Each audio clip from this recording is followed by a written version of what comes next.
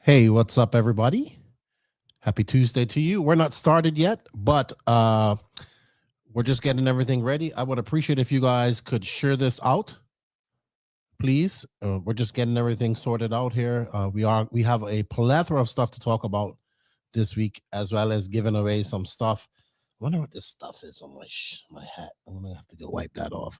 If you guys can share this out, I'll be back in about 2 to 3 minutes, and we're gonna get going. We have a lot to talk about today, so please share this out.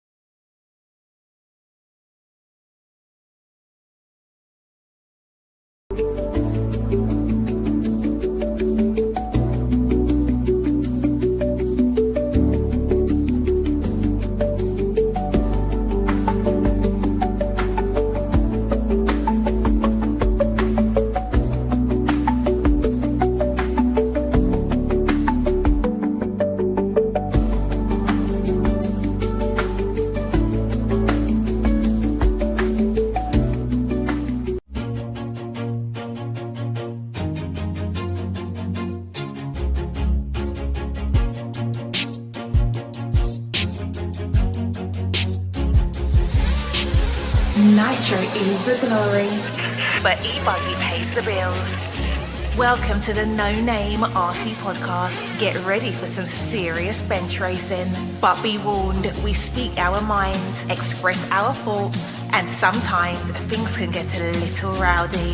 Hate, and he just was influenced by the hate coming from the left, the hate coming from the right. And let's get back to more club racing and less of this grabbing racing. It's hard not to be arrogant when you're always right. See what I mean? That's exactly why people call you arrogant, Max. You may not agree with everything we say, but it's definitely worth a listen. And our pick, can you stop whatever you're doing? Join your host, Lefty the Great, with co-hosts and guests as they get together to chat RC. Hey, after that race that I watched this morning, I have to talk about it.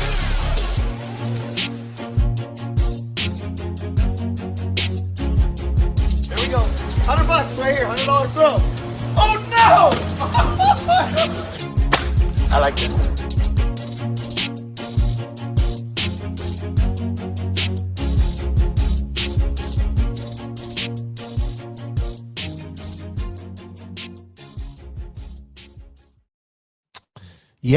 Yes. What's up, everybody? Yes, indeed. Nitro's the glory, but E-Buggy pays the bills. Happy Tuesday to all of you. Yeah, it's Tuesday. I'm getting so confused at what days we're at. It's almost Christmas time. I do know that. But good morning to you all. Thank you for waiting. I hope you guys did share this out. We got 44 people watching this Tuesday. It's 11 o'clock on the East Coast. It's 12 my time. We're an hour ahead. I see you guys are tuned in the YouTubes and the Facebooks. We do have two polls going on. So if you're watching this with the vertical YouTube, and then we have the horizontal YouTube. So in the horizontal YouTube, I believe it asks, where do you think that Brennan Schimmel is going? And then in the vertical YouTube chat video, we have, where do you believe that Nate Sutherland is going? So if you're watching on Facebook, come on over and hit that YouTube, hit that sub-like notification button. What's up, DJ? Bam, I was thinking about you today. I meant to message you. See how things went in your latest trip. We got Aiden Burke. Oh, wow. We got special, awesome people in her. The guy who kind of was podcasting before me. So we got Lee Flowers, Michael Knight, Herky is my homeboy, T.S. Delosa of Slow as Fast podcast. They're scheduling a live for their podcast. We got Mark Souza, saw him as well. This out racing a lot. Hopefully we'll see him racing some more in 2026. Team 11 MRC, Bikes and Balding, morning from Colorado. Darren Steiner, it's your birthday today, is it not? If it is, happy birthday to you. Happy, what's up, man? What's up, C. Dudley? How you doing, my friend? Midwest RC. Exatech, how are you over there in Sweden? DL, what's up, Donnie? And everybody, Merry Christmas to you. Rappy D, I already know where Nate is going. Awesome. James Martley, Mr. Ivado Davis, Taylor, Dwayne Fletcher, Nick Watlett. Ooh, you are going to be talked about her shortly. We're gonna have to probably get you on the podcast. I got my tinfoil hat on big time for you, Amen, and everybody. So we got a lot of people in here. All right, don't forget to check out those polls. Good morning to all of you. Also, we have a goal, some super chats. Let's hope that I can have a good Christmas too. We got a goal. And also, let us know, do you want to do a live show with Pecco or a recorded show with Pecco? Because Pecco is coming home, and we're going to talk to him. But anyway, thank you guys all for tuning in. We're going to get started. We got 65 people going. A big shout out to all of you guys out there, the No Name RC podcast squad around the NNRC squad. We can't do this without you guys. Thank you for all the support over the years. We're finishing up on a very successful 2020-25, and I greatly appreciate it. So thank you guys. What's up, Tony Schumacher? What's up, Tim Barth? What's up, all you guys? Nick Too Early fans. Good to see you guys in here. It's the Christmas holiday is coming up. We're giving away a Tekno E-Buggy here as well. We'll do that here very shortly. A big shout out to you guys. A big shout out to the patrons and YouTube members of the NNRC. You got a good podcast coming this weekend. I recorded with Nicola Moroni, and he holds back nothing. So it's a good one. And we're here with Coffee with Lefty, both by our sponsors. J Concepts, High Tech RC, Sidewinder Fuel, Latara Racing, Invisible Speed, ML Toys, Side Piece Racing, Dollar Hobbies, Fly Sky, Get Shit Done Coffee, Elite RC Productions, and also home of the Hustle Raceway there in Kansas. RC Project, Mayako, Tekno RC, BeachRC.com, Racecraft USA, Clinic RC, and thank you guys. What's up, KB? KB, wow, we got a lot of people in here. We got somebody from Switzerland. What's up, Howie Greg? How are you? We got Tim Barth in here. Mike Cass, he says, great show. And you know what? Great show, 339, by the way. And the Brock interviews are great. Thank you. Awesome. I think that the Brock Champlin interview is very good. And I think the live show that Jason and Alex and I did is really good. What was 339? Was it Max and I? Did Max? You know, somebody tag Max. He isn't responding to me in our chats. None of our chats, he's responding to me. I think Max is plotting something. Or extremely busy. What's up, Jason Sicily? So thank you to all those companies for their support. We have links for them in the written description of this podcast. Also, if you wish to support the podcast a little bit further, you can become a patron or YouTube member, and you'll get that early access to that Nicola Moroni podcast coming up this week. Also, other news coming up. We do have a live show, Elite. I'll be hosting that. We are doing a Christmas show Monday, 7 p.m. It will be live on the Elite RC Productions and YouTube and Facebook page. I'll be joined by Lance, maybe Josie, Danny Paz, my little Guatemalan elf will be in the background, dressed up as Alf, and I'm hoping to get him on camera, dressed up as one. They have a bunch of giveaways. I should have had the link up, but if you go to Elite RC Productions website, elitercp.com, you go on over there and you can sign up. Each person gets one entry, and there's a plethora of giveaways. So they have like a kit, ESC, stuff like that. And it's all there. You get one entry. If you try to double entry, you will be disqualified. So one entry per user. Now, that doesn't stop you from signing in your wife and everybody else as well. I don't know all the rules and regulations there, but you can go check it out at elitercp.com. And RC Victory Lane, this is looking like a quiet, silly season. Oh, only for people who don't really look on the inside of silly season and look at all the clues. Oh, I think that's BJ. What's up, Landon Wilder? Give me a second, everybody. Just have a call. It's about a package. Oh,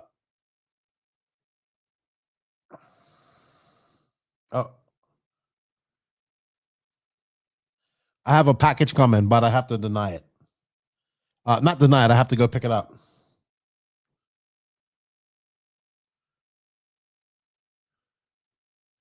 All right. What's up, Tony Patashal? Sorry about that. Real life going on. So, yeah, lots of things going on with Elite RC Productions. That's next Monday. Lots of things to give away. EliteRCP.com. Thank you, Pete.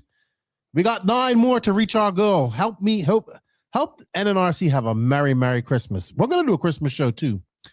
And I got to talk to a guy about a package. No, it's my courier.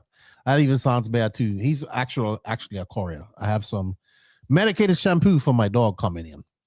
From Amazon. So thank you, Pete. He hit that. I appreciate Pete. You can also become a member. That helps as well. Members have got cool emojis as well. If you're a member in the YouTube world, you can use those cool emojis. What's up, Curtis Wong? How are you? Good. I was thinking about you today too. I think I saw a picture of your son. It's his birthday. Yeah, and don't forget to hit that like button as well. No, you didn't miss silly season. I haven't even got started, and we're 12 minutes in. I'm surprised Danny isn't in her correcting me. All right, so let's do. I don't know what that means. You would have to contact Elite RC Productions on Facebook. I am just the conveyor. I am not the proprietor of it. Maybe it hasn't. I don't know. Maybe Lance and Danny will pop in her and they can answer some questions. So we'll see. I'm going to send them a message and say, hey, maybe you guys can pop in and answer some questions about the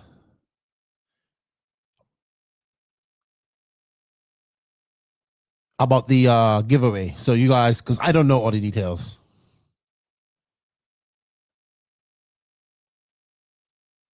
And give me a second. Don't forget to share this out. 80 people. Let's get to 100, everybody. Super chats will get you my attention. If you have a question or topic you want to talk about, super chat. You'll get 5 minutes of, dependent. If you $100, we'll stop this podcast and talk about it for 20 minutes. I'm just answer any questions. Well, we're going to do the giveaway that we have currently going on that they did from the EXALT race that happened this past weekend. And I just messaged them. So hopefully one of them can come in here and answer about the giveaway in the chat. But let's pull up the Digamalhoogie. I'm sure in this. What's up, Kevin Mendez? I don't know. What's up, Kevin, Mike Kaz? All right, there we go. One super chat. All right, let's bring up. I know a lot of you are here for it, so I know you probably want to get on for your day and don't want to hear nothing about what I have to say, which is fine.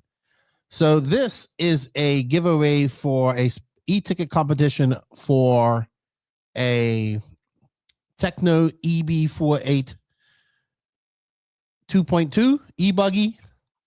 It was held at the EXALT Race. So thank you everybody that participated in. It was 60 participants. That's how many names I have. Right now, they're all in order. I'm going to shuffle them up. And then we're going to spin the wheel. Good luck, everybody. Thank you, everybody, over the years for the continued support. Good luck, everybody.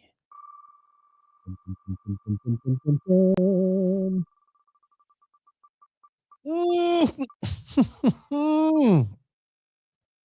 right. I think somebody had a name Ratty in her earlier. I wonder if that was him.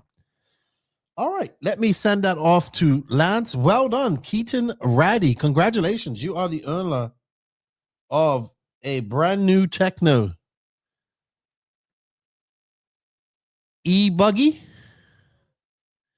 Congratulations and thank you for the support. We greatly appreciate it. We cannot do it without the support of these e-ticket competitions. So thank you very much. Hunter Parsons, I thought it was going to slow down on your name. It was just going a little bit too fast. It was just going a little bit too fast. I was on your side, good buddy. I was on your side. All right. Let's get into some of my topics here that I have to talk about. And it's some RC news, mostly RC news. It's some boring stuff. I don't know. You guys might find it exciting, but it's some things I just wanted to talk about really quickly as I get my stuff in order. And I was also saying that we, the NNRC, are planning a Christmas show too, but I think at this time it might actually be after Christmas. Trying to get a time because next week I'll be doing the Elite one. So it might be after Christmas. I'm trying to secure a few more prizes. Danny Paz is here. So Danny Paz, somebody just asked, said they tried to go on and sign up for the free giveaway and they said it was sold out. So maybe you can answer that. Before I go on any further, I should have done this from the very beginning. I want to say some condolences to the Parrish family. Their son Trevor passed away. He was in the hospital for a long time. They had Tyler and Trevor Parrish. They were both wheelbound racers who I got the privilege of meeting them both back in the day. And I saw that Trevor passed away a few weeks ago. Unfortunate for them. Okay. Giveaway will go live during show only. Okay, perfect. I actually probably will do something like this. I'm going to ask Danny if he can do it for me as well. We'll do our giveaway, something very similar to this as well. I'm going to ask Danny to help me out for a day. Maybe he will. Maybe he won't. Who knows how he feels. But yes, back to our news. Sorry, very sorry to the Parrish family. If you ever got to meet them at the race, they're very nice. Their mother always had some food for you or something to eat. So very nice people. And unfortunate, their children suffer. I don't know the exact disease that they suffer from, but they basically were wheelchair bound when they were teenagers. So Danny says, I'll be posting information today on Elite RC Productions Facebook page. You did not miss the sign up yet, TQ chef. And also out to our Pacific Northwest racers. So apparently I don't watch news much. So our good friend Ty was keeping us abreast of this. But up there in the Pacific Northwest, I'm sure it's various other places as well. But this is Die Hard, which is Die Hard RC, which I believe is in Washington, I want to say. And this is the track. I think we're going to go through the pictures here. And this is their track. It's completely underwater. Maybe I should. This is their GoFund right here. Anyway, but this is like an AstroTurf track, an 8-scale track, crawler, flying field. They have a hangar. Like these people put a lot of work into RC. And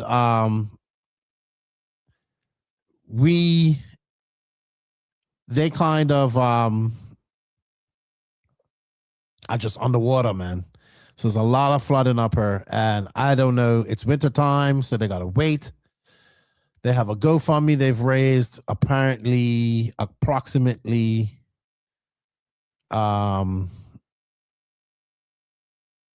I'm trying to look. They had raised like $6,000, $6,500. They're looking to raise about $10,000. So I'll leave a link for this. Actually, maybe I can put a link here and there. I'll put it myself. And if you guys want to participate, it would definitely help them out. Thank you, Mike Winders. He became a YouTube member. I do appreciate it. For I think it's $1.99 or $2.99 a month. You can support the podcast. Unfortunately for Die Hard, hopefully they will. Brett and Brenda, my son-in-law, and everybody have poured their hearts and souls and countless hours of hard work into building Die Hard Family RC Park in Snohomish, Washington. What they created is far more than a racetrack. It's a gathering and a place for families. It is. They have a lot of families there, a lot of young people there, and then mentorship and community. Die Hard was always been built on passion, grit, and giving back. In just a matter of days, that life's work has been devastated. Historic flooding swept through the area, leaving the park completely underwater, more than 6 feet deep. The tracks, buildings, and equipment on site are totally submerged. Years of sweat, sacrifice, and love are wiped out almost overnight.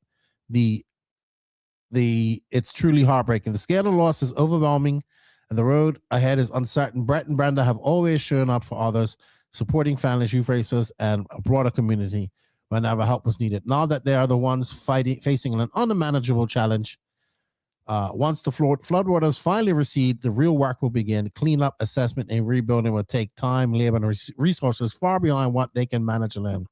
Any support, whether through donations, helping hands, equipment, or simply sharing this message, will make a meaningful difference.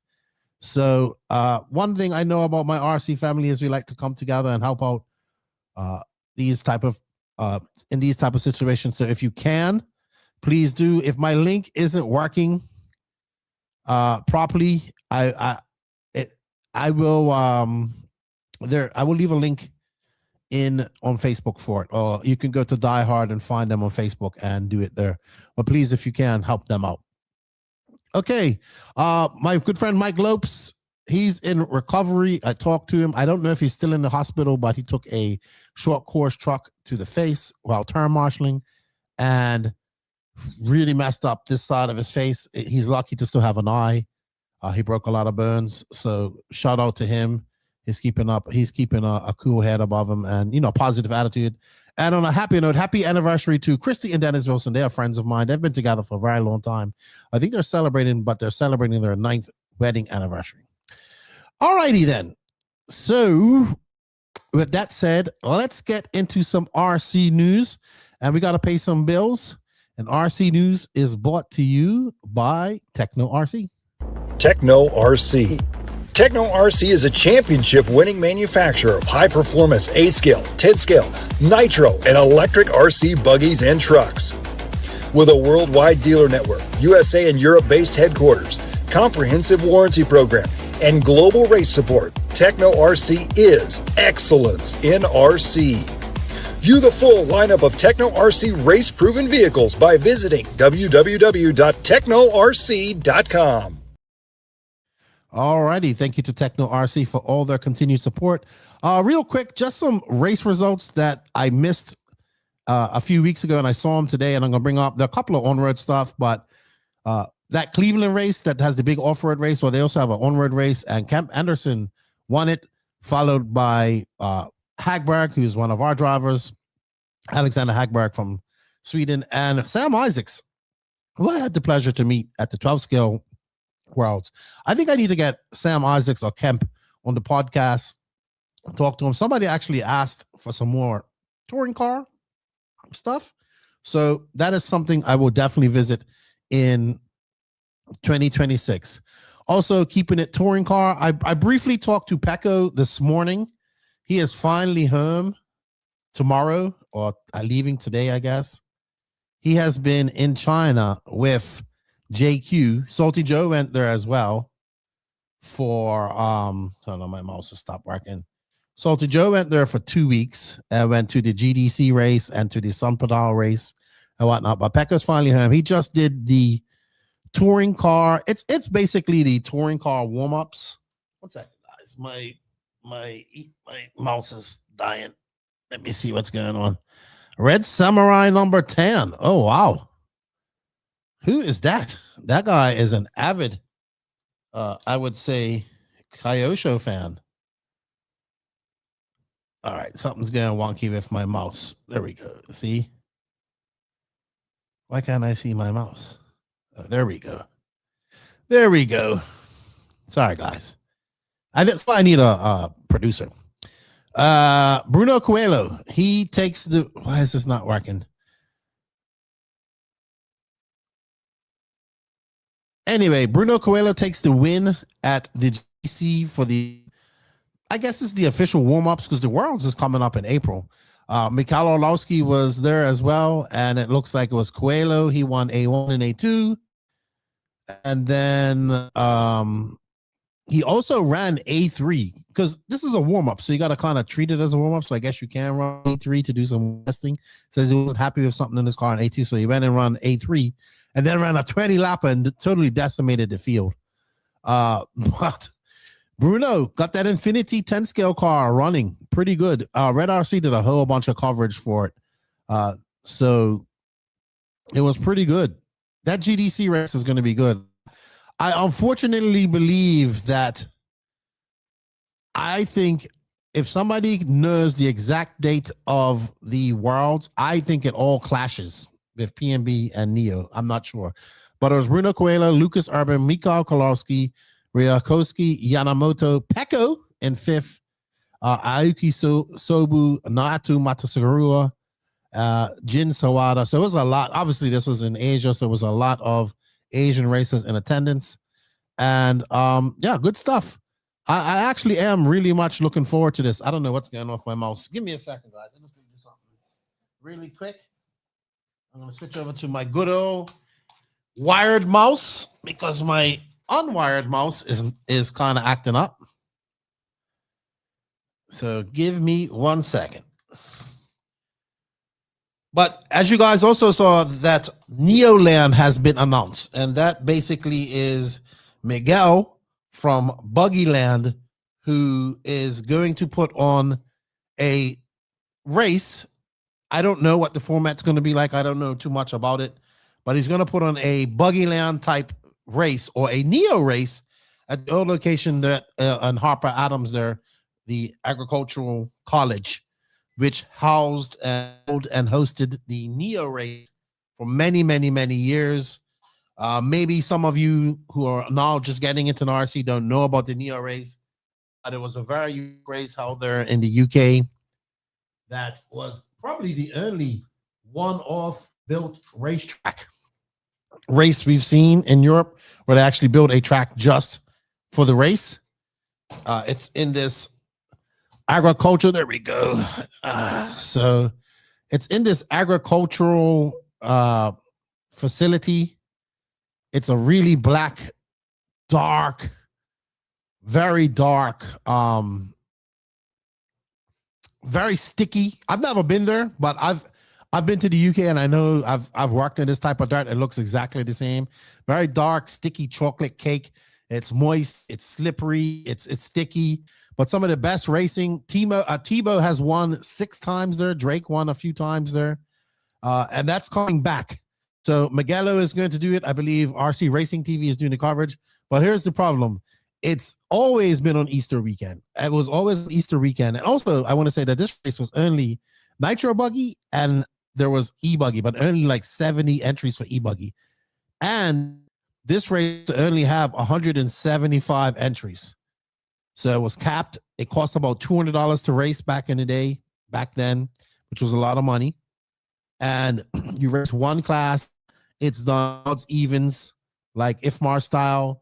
It's probably some, if you want to go check it out, go look on RC Racing TV at some of their old Neo racing stuff. It's really awesome. It finished up in 2018.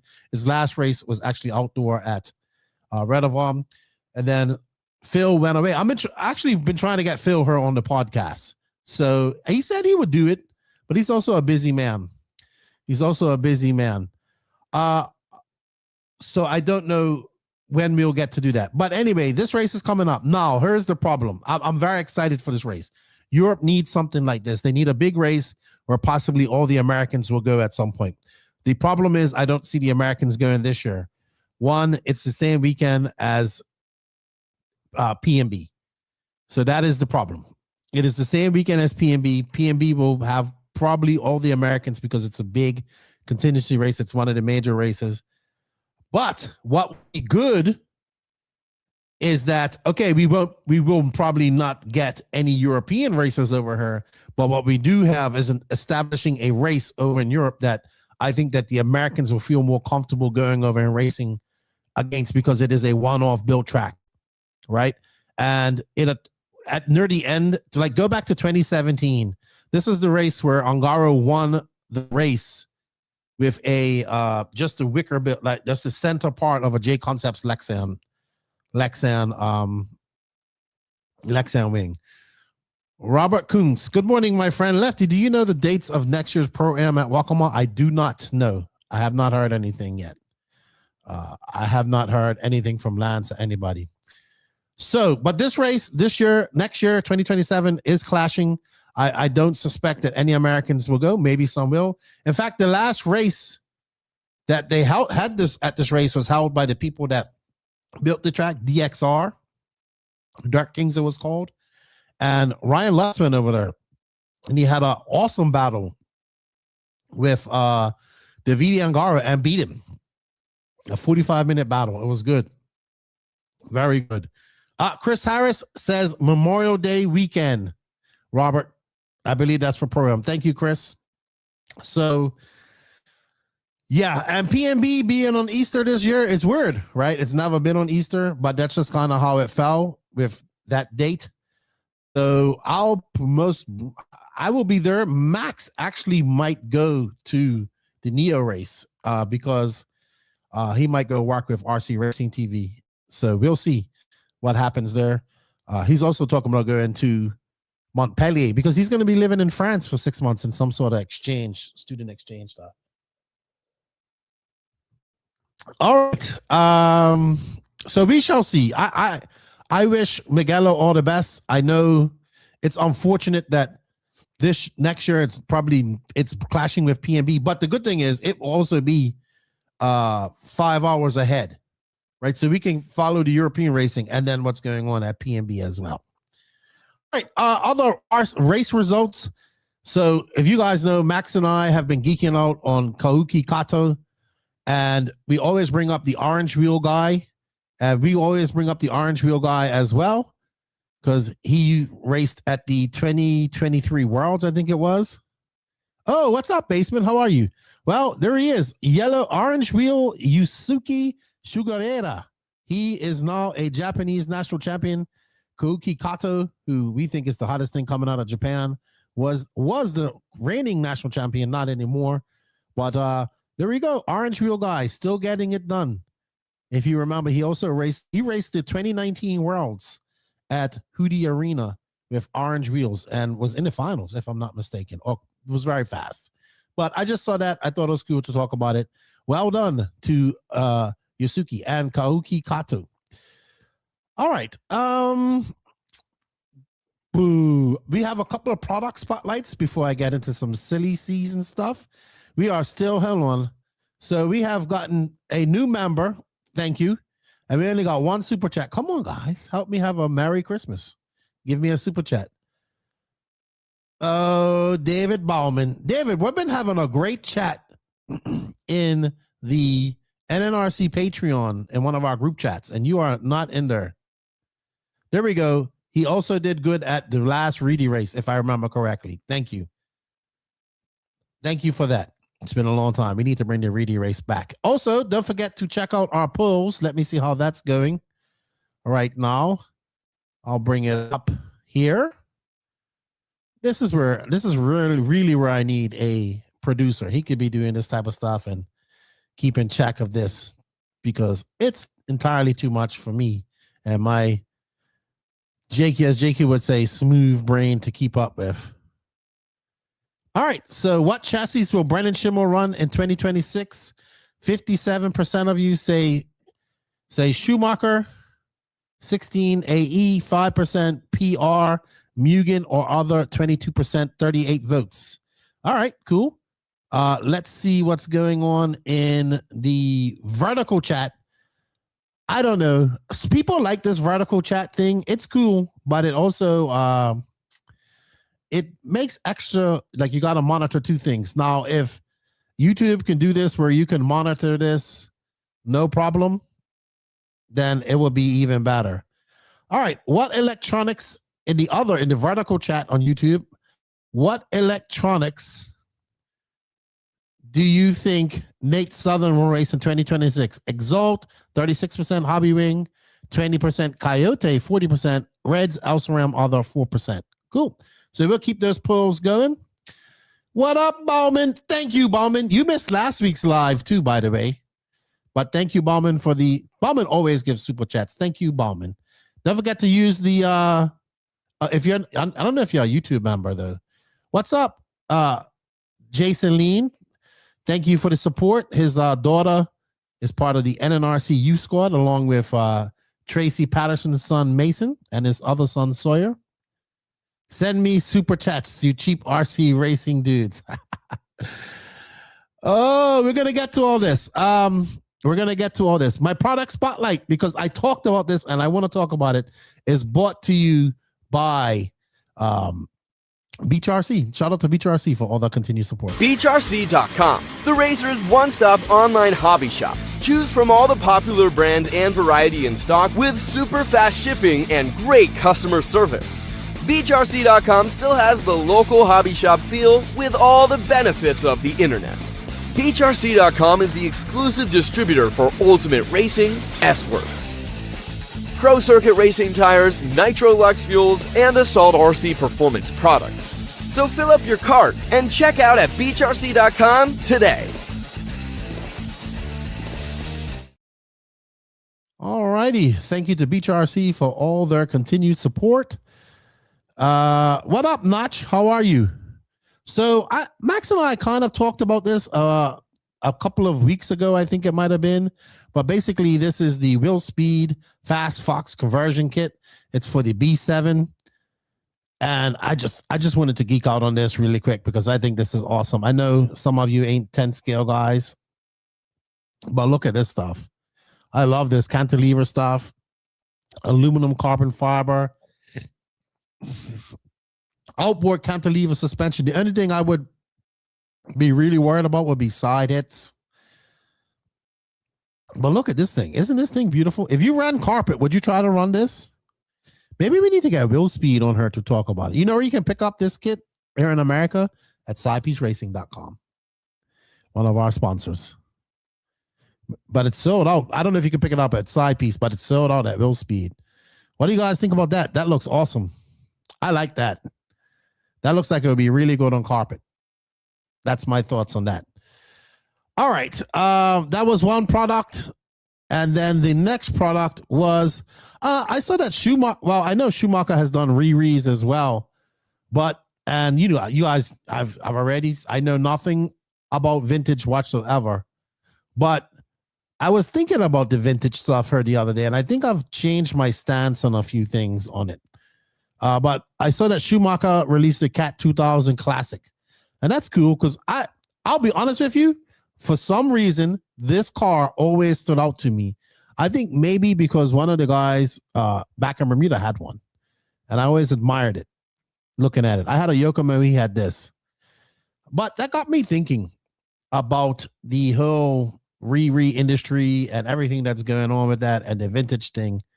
And I remember when Max and I were talking about it, I was saying that, I think it's not that good because it kind of takes away from the modern racing things and all that type of stuff. But no, I've kind of thinking about it over the last few days, and I'm thinking about it, but we kind of need that stuff. We need that to happen. We need something like this where these companies can make re-editions and they can generate income to then support the updated race stuff. So that's kind of how I look at it. So while we're still getting racing out of the vintage stuff, it's a class, it's doing well, and it's popular, and it's a big demand for it. It's also helping generating funds to help keeping the future of RC going. Excuse me. Excuse me. So that's kind of how I look at it.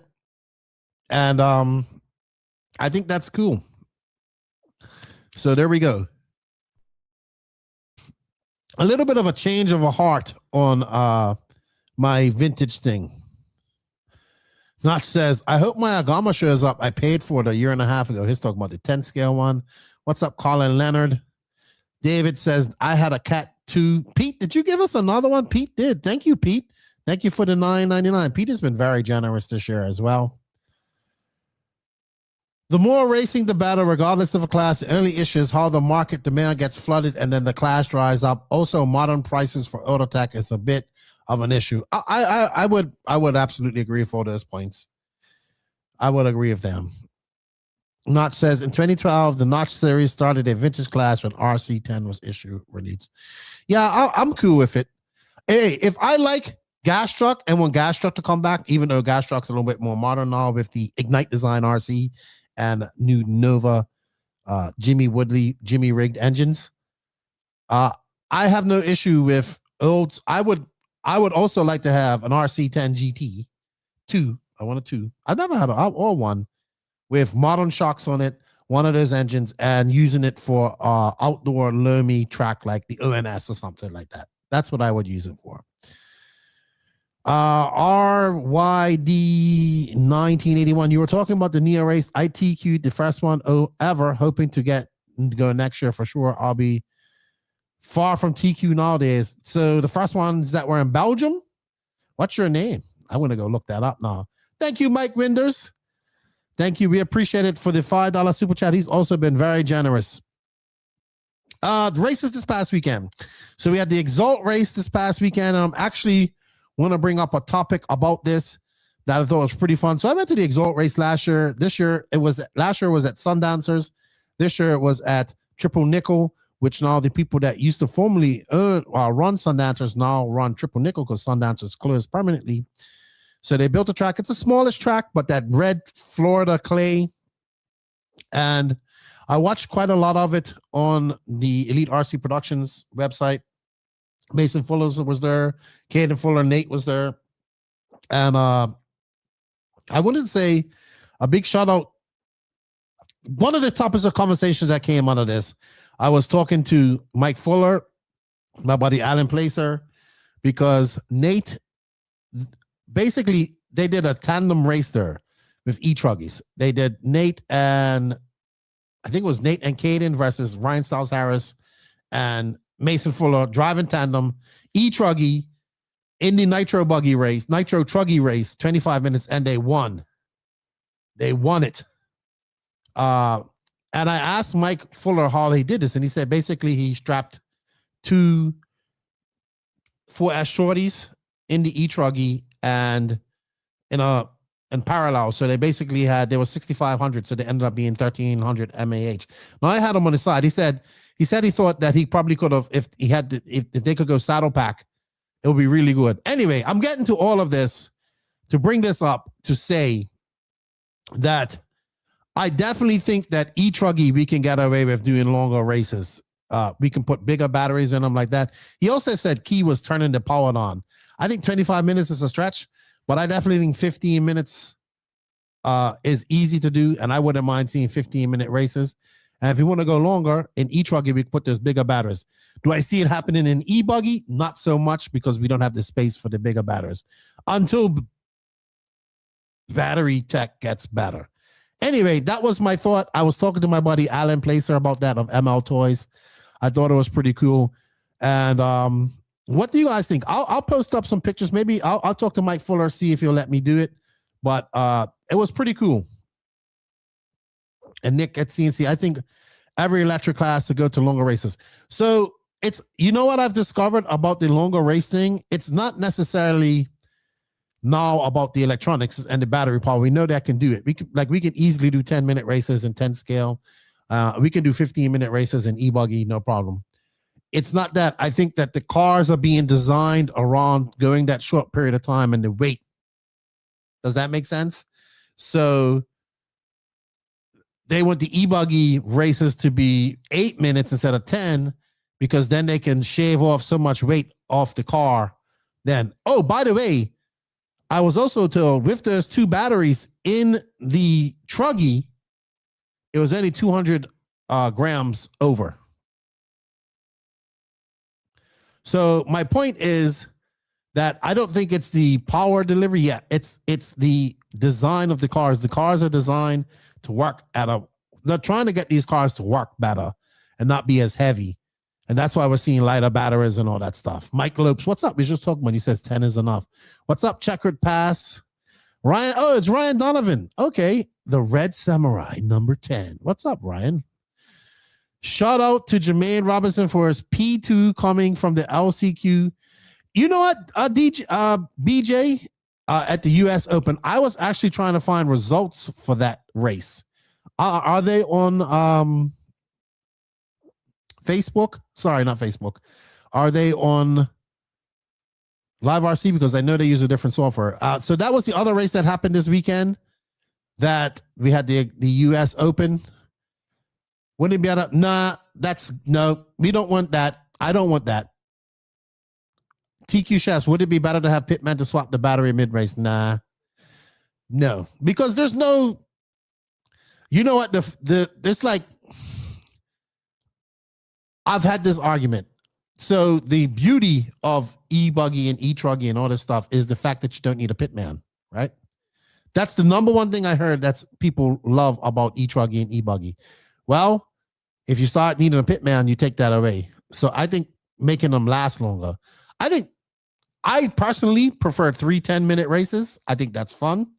I like the sprints of the E-Buggies and the E-Truggies. That's what I like. 3 10-minute A finals are great. I like the double finals as well. Maybe the double finals can be 15 minutes, but I wouldn't be mad at 3 15-minute finals. But as for coming in for battery changes, nah, because I don't want to see somebody fumbling for 20 seconds. I like the quick in and out that we get in Nitro, and they're making such a big difference in Nitro now. That's my thoughts on that. All right, we got a lot of questions. It cleans up the racing with longer races. Yeah, but I don't want to see pits. I have no problem with longer races. We can do 3 15-minute races. I'm fine with that. I don't want it to be Nitro.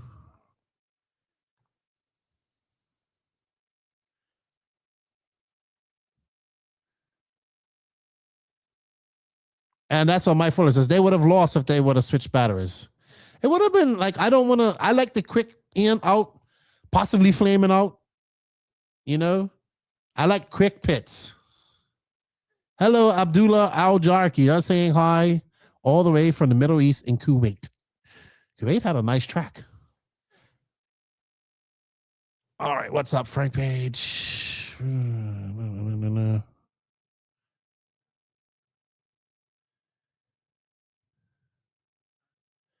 Tim Perez, 099. No idea what that is. Yeah, I don't want to swap batteries. Keep pits to Nitro. I don't have any results from US Open. I was looking on Live RC. I know they use RC Garage. If anybody knows the software, I probably should know this. If anybody knows it, just shoot me a link. I didn't even know who won. The track looked good though.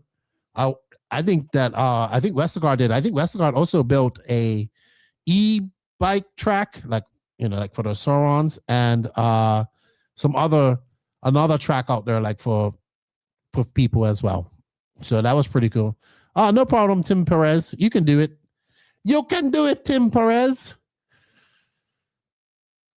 888s would be the best. More platforms are on shorties now, and that's where we're going, right? Notch. We're going for that low. It's on the JBR. Thank you, Ryan McCreary. It is on the JBRL.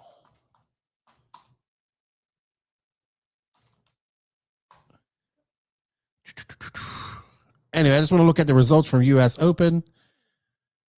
Like I said, the track was very nice. Very nice. Race results. Here we go. So pro Nitro buggy was Ryan Mayfield. Oh, wow. Jermaine Robinson from 13th up to 2nd. Well done. So Tyler Fenster, Spencer Heckert, AJ Rodriguez. He's the kid from, I want to say, Northwest. Runs Infinity. Westergaard, Ryder Anhill, Aram Torres, Graham Hill. Wow, I haven't seen Graham for years. Matthew Willoughby. Met him at Hobby Action. Joshua Vidro, Wyatt Biter, and Camden Line did not. He only ran 15 minutes. Mayfield got in the lead on lap 8 and never looked back. Unfortunate for Camden Line. What happened to Camden? He was in first, and then he dropped down to 2nd, and then he had a DNF. So Camden might have had something for Mayfield after his impressive drive at Fallbrook. AJ indeed was Infinity and from Spokane. Thank you, sir. Jermaine was the LCQ transfer. Awesome. That's why LCQs are awesome, right?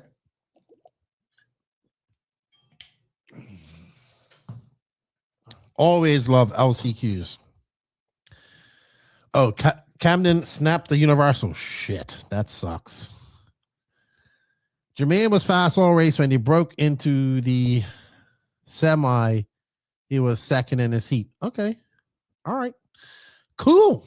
Well, that is all I have. Congratulations. I think that is it. That is the last race of the year. Got to be like big race. And then, of course, in 2 weeks' time, we start. Lutz didn't make the final. Ooh, what happened to Lutz? What happened to him? Somebody let me know. WIRC, new pro driver announcer coming in hot. Ooh, give us a hint, WIRC USA. The first big race is actually, I'm thinking 10 scale Clash. It's New Year's, and then Silver State the weekend after.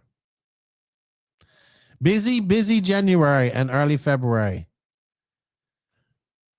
Lutz lost to Jermaine in the LCQ. Wow. Well, what was Lutz in the LCQ? What did he break to be in the LCQ?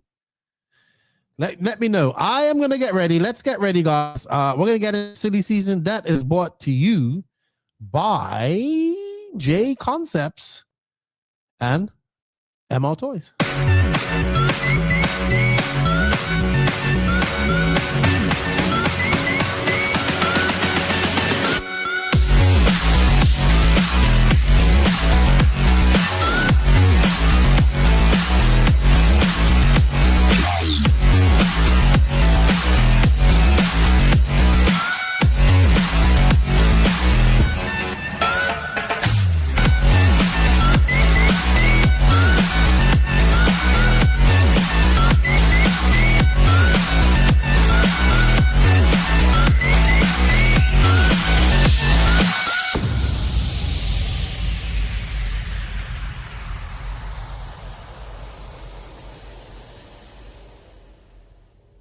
Are you looking to take your ride-on car to the next level? ML Toys makes it easy with plug-and-play modifications like motors, speed and brake controls, and more. ML Toys is the one-stop shop to make your ride-on car the coolest car in the neighborhood.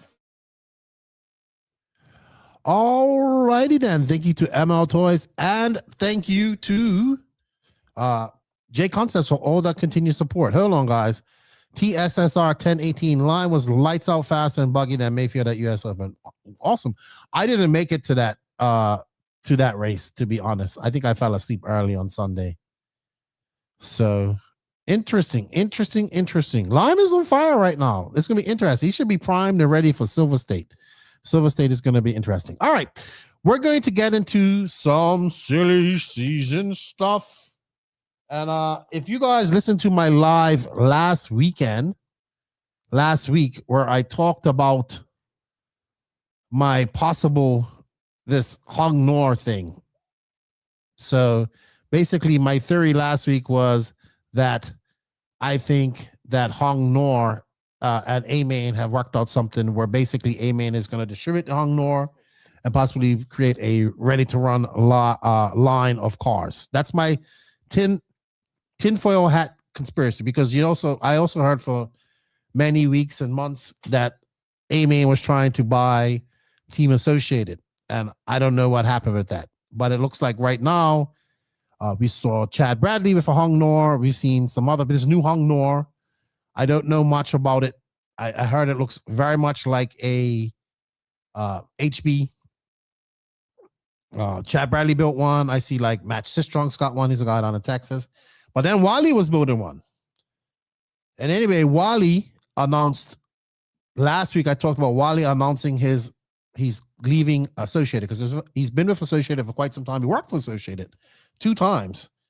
I think this is the second time leaving Associated. Anyway, he left Associated. He does work for AMAN, and now he's going to run the Hong Nor. So he ran the Hong Nor this past weekend, and he was joking about it while he said this is what he wrote.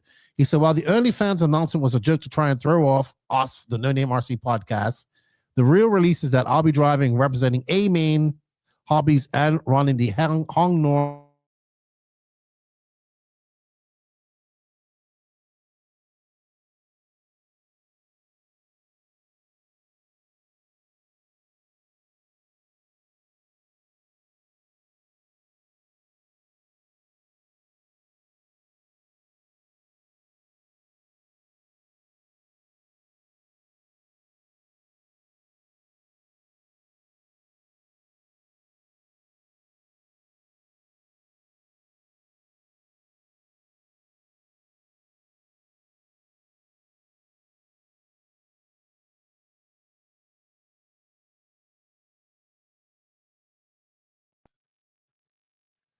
All right, I do apologize, guys. Sometimes the internet goes in and out around this time, I've noticed. So I do apologize. If it goes out and I'm not back, then I'm out. Need the no gas hole version of the Hong Nor. I don't know what that means. Anyway, yeah, looks like AMAN is really starting to push. We're back. Where did we finish? Where did I finish talking? Where did I finish talking? What was my last words?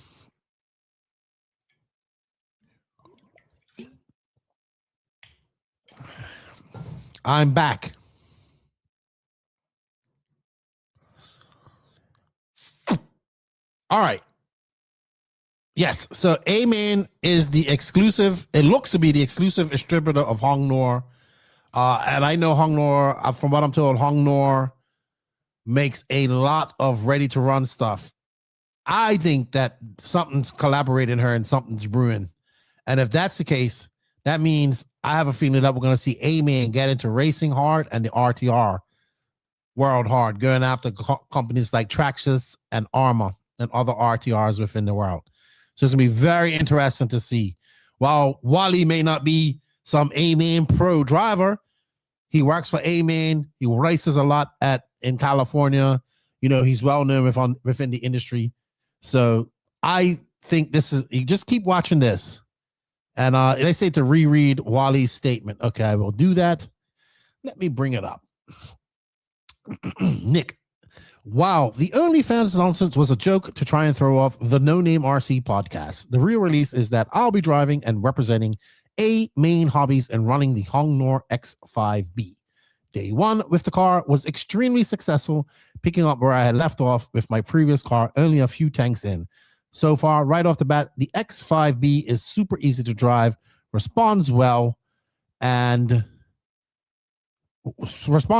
minor changes, and allows you to push the car pretty hard without fear of being edgy. He says, yesterday the track was at TNS, was semi-rough, had no water for most of the day, and he was on TZO tires. So, yeah, he goes on to say different things that he did.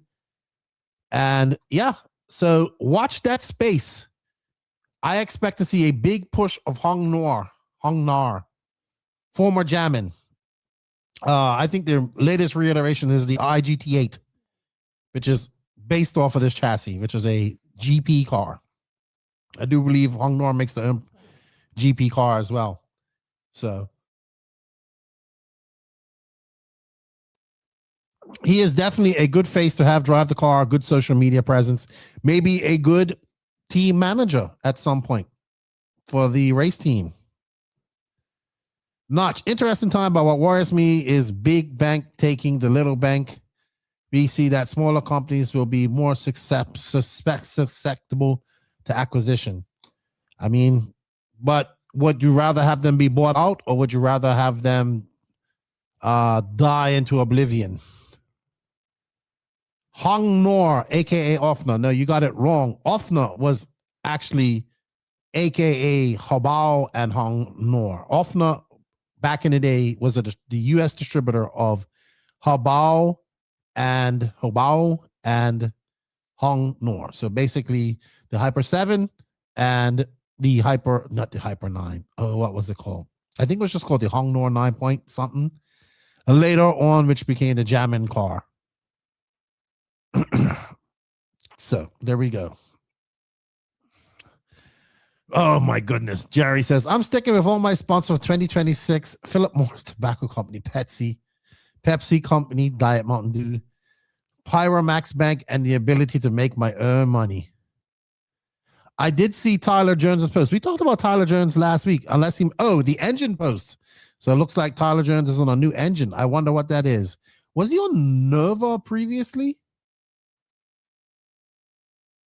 What was he on previously? He has had a run with Nova, maybe going back to Nova. Who knows? All right. So what do you guys think about what if fucking Tyler Jones goes to WIRC? He did say he's going somewhere with balls.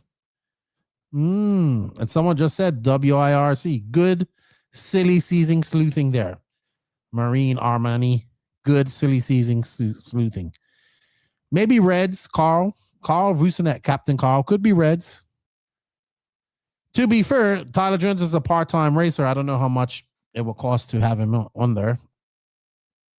Oh, I missed it. Tyler Jones just announced to WIRC, someone says.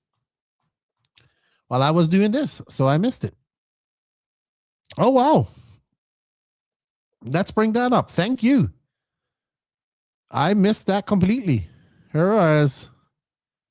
Let's bring that up.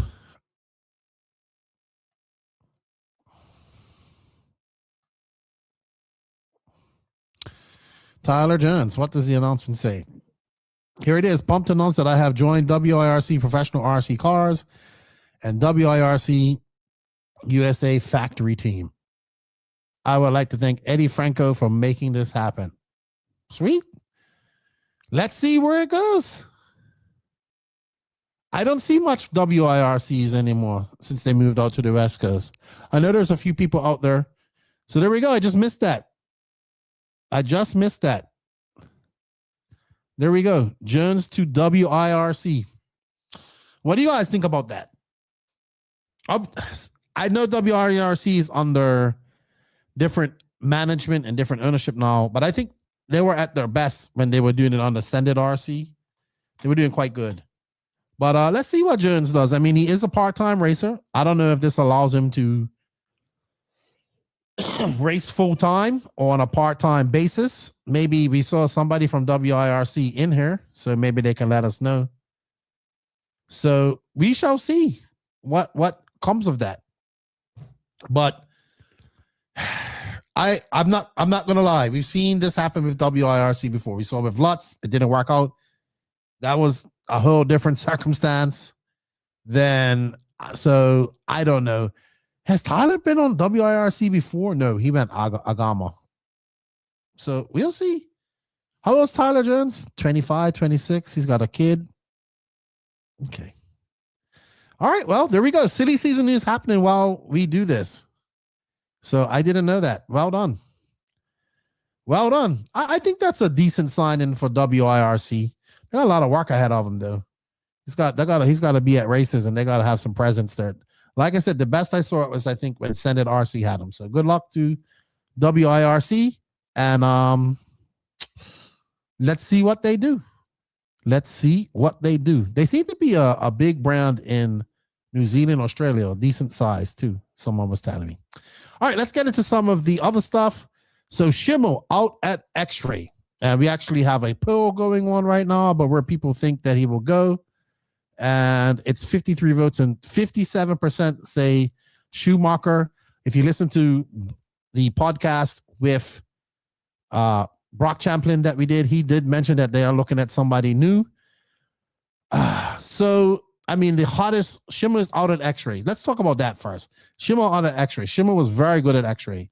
I think he started on X-Ray early, a little, maybe around Cleveland time last year, and he's finished around Cleveland time this year. I thought Schimmel, he won a national championship with him. He's always consistently racing. He probably said, hey, I want to get a bigger paycheck or better paycheck or something. And probably wanted to use his, which he can. He has a national title that he can use. I did reach out to him. Let me see what he says. I can't be too long too. I got to pick up my daughter in a few hours before we get going. So I got people sending me message about this. But Schimmel said to me, he goes, I said, have you got a statement? He goes, it's obviously an amazing year for myself and extremely grateful to have parted ways on good terms with RC America, X-Ray, and I'm looking forward to kicking off the year at the Clash. Can't thank everybody for the support and year into the future. So he's being very political about it. But I would assume X-Ray was flying high at the beginning of the year and kind of petered out at the end of the year this year, as we've talked about. Maybe they just had to make changes. I'm pretty sure Dakota is going to be the number one guy there because he does 8 scale and 10 scale at the same time. So Schimmel's got to go where his 10 scale program will get him some money or more money because he's an adult. He's got to make some money at this. So I assume the general consensus is it's not confirmed, but the hottest, most clearest rumor is that he's going to Schumacher. All right. Now, I mean, this only makes sense, right? Where does Schimmel fit in the Schumacher team? So I think he fits in kind of where he was in the X-Ray team, in the middle, fast enough to win races, still playing second fiddle to Brock. You got Tom Rinderneck there. You got Cole Tallard, Nate Sutherland, who will be moving up as well. So Schumacher actually has quite a lot of guys, unless Schumacher is planning for Nate to stay on another year and do some more stock running, but we shall see.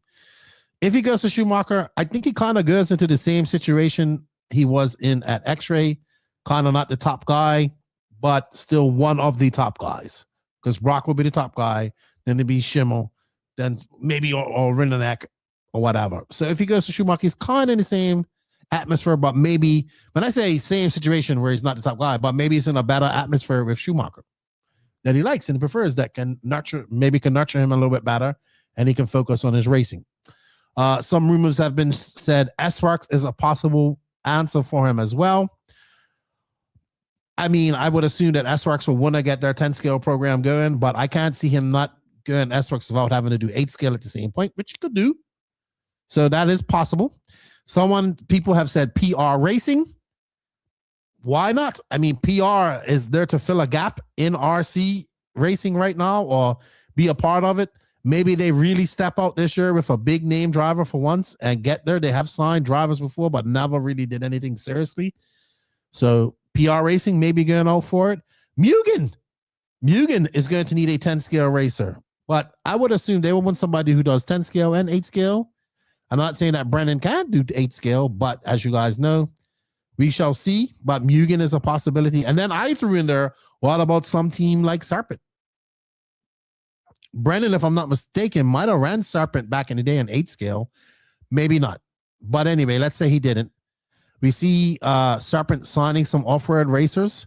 We see Serpent still viable in on-road. Will they make a push in off-road? There is rumors of maybe signing Cavallari at the end of last year. Maybe TLR. Look, Kevin Caston brings up another point. Maybe TLR comes back with a driver. Maybe it's Brennan Schimmel. there's quite a few possibilities for Brendan Schimmel right now, I would say. Out of all these guys, he has quite a lot. I think he has some of the most opportunities because he has matured and blossomed as a racer, like what he was kind of supposed to do in the 10 scale world. He won a national title. He's been a threat. He's confident, and he's like his own guy now. So let's see what happens to Schimmel. But I mean, the easiest, Yokomo could make a comeback. I mean, they have people racing the Yokomo. There are people racing the Yokomo at the Worlds. Will they make a comeback to have a paid driver? Who knows? Who knows? We shall see. So what do you guys think? Right now, our poll has him 56% going to Schumacher. What about Associated? I put Associated on there. What about Associated? There might be, what if there's some shuffling in Associated? What if somebody's not an Associated going into 2026 and they need to fill that void? But I think Associated is the probably longest shot out of all of them, in my opinion. What's up, Bob's RC? Curtis Wong, AJ at AE now. Who's AJ? Shimmer to Yokohama. Hashtag would be a mistake.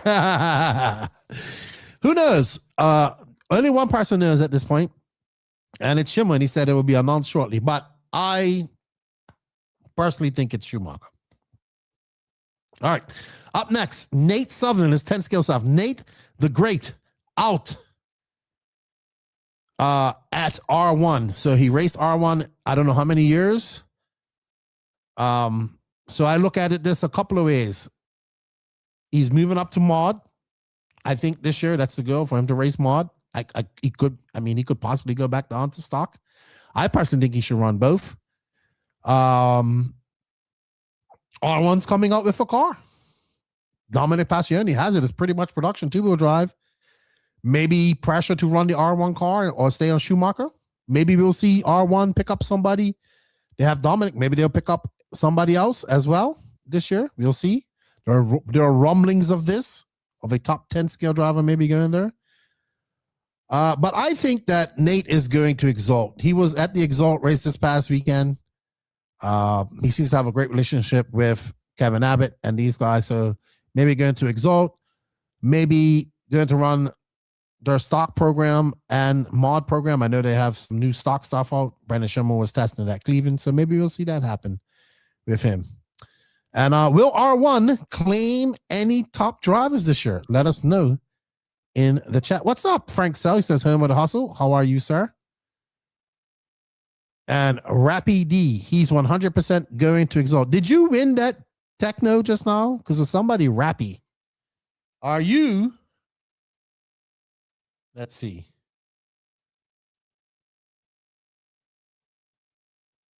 Are you Keaton? Oh, it's Raddy. Sorry, not you. Not you. I do apologize. I was at the race.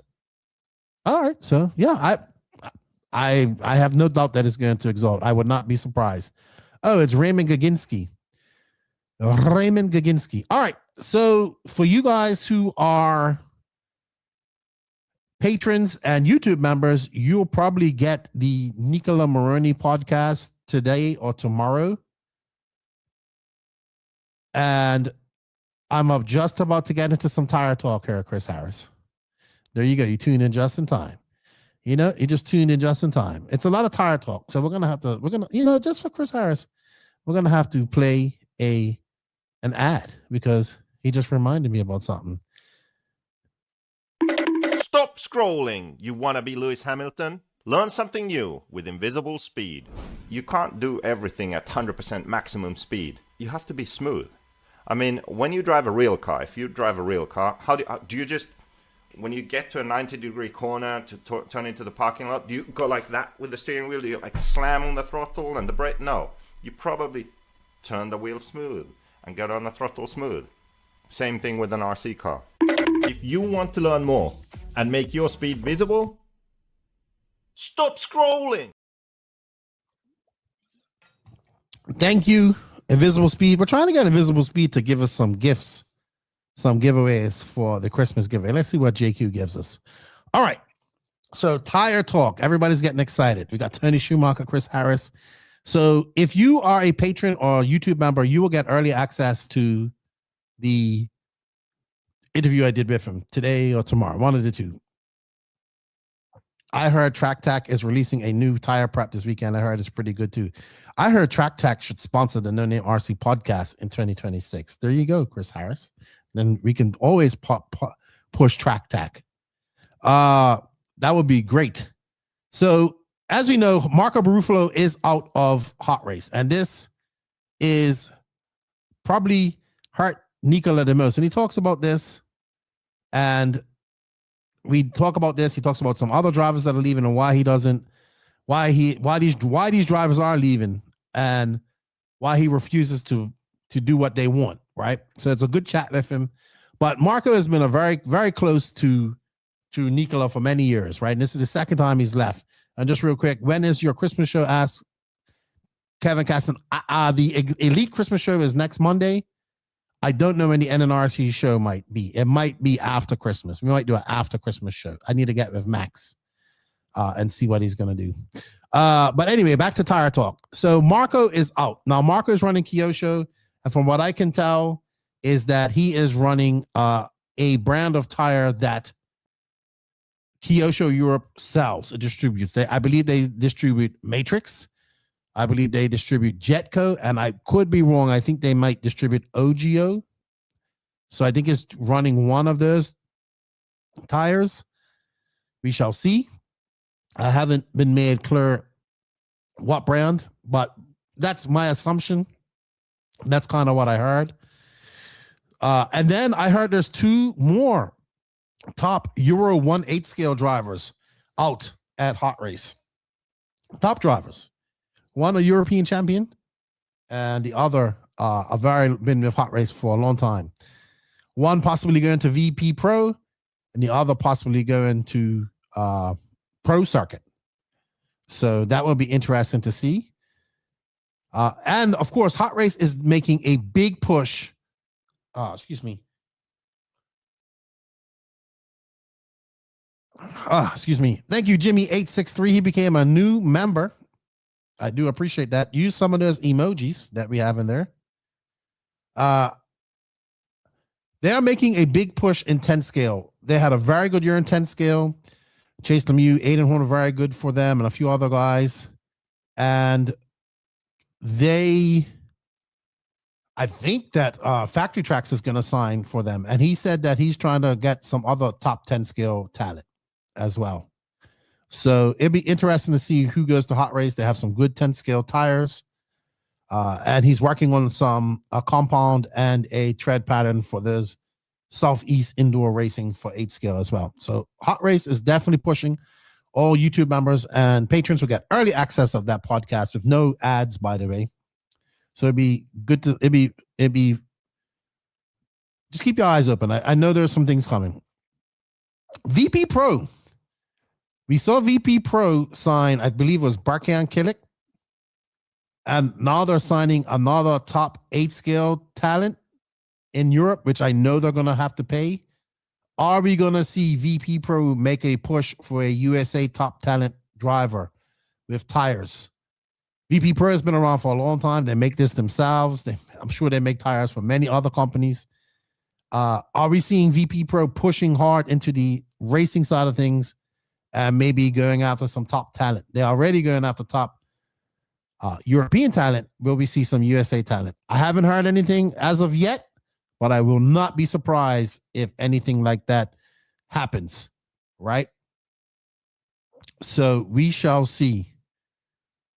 All right. So those are some of the things I've been kind of hearing that are kind of really in my ear, and almost, I would say the chance of those things kind of happening are pretty good.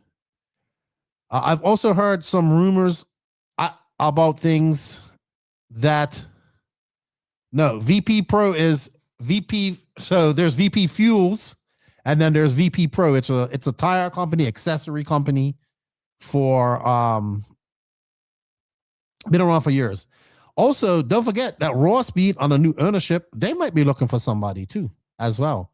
I haven't heard anything. I wonder if there is anything going on. I haven't been privy to anything. People think people just give me information. I have to work on a lot of this stuff.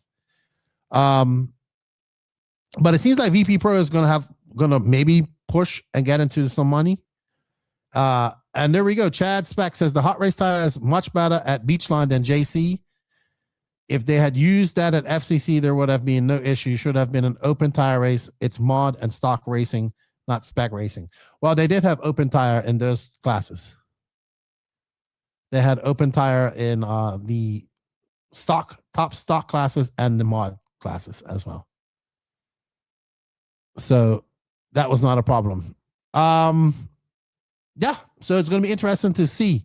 Now, the next rumors I'm going to talk about, I have just heard them. I have no confirmation whatsoever. I'm trying not to like say that these people, this is what's going to happen, but we have to kind of talk about this.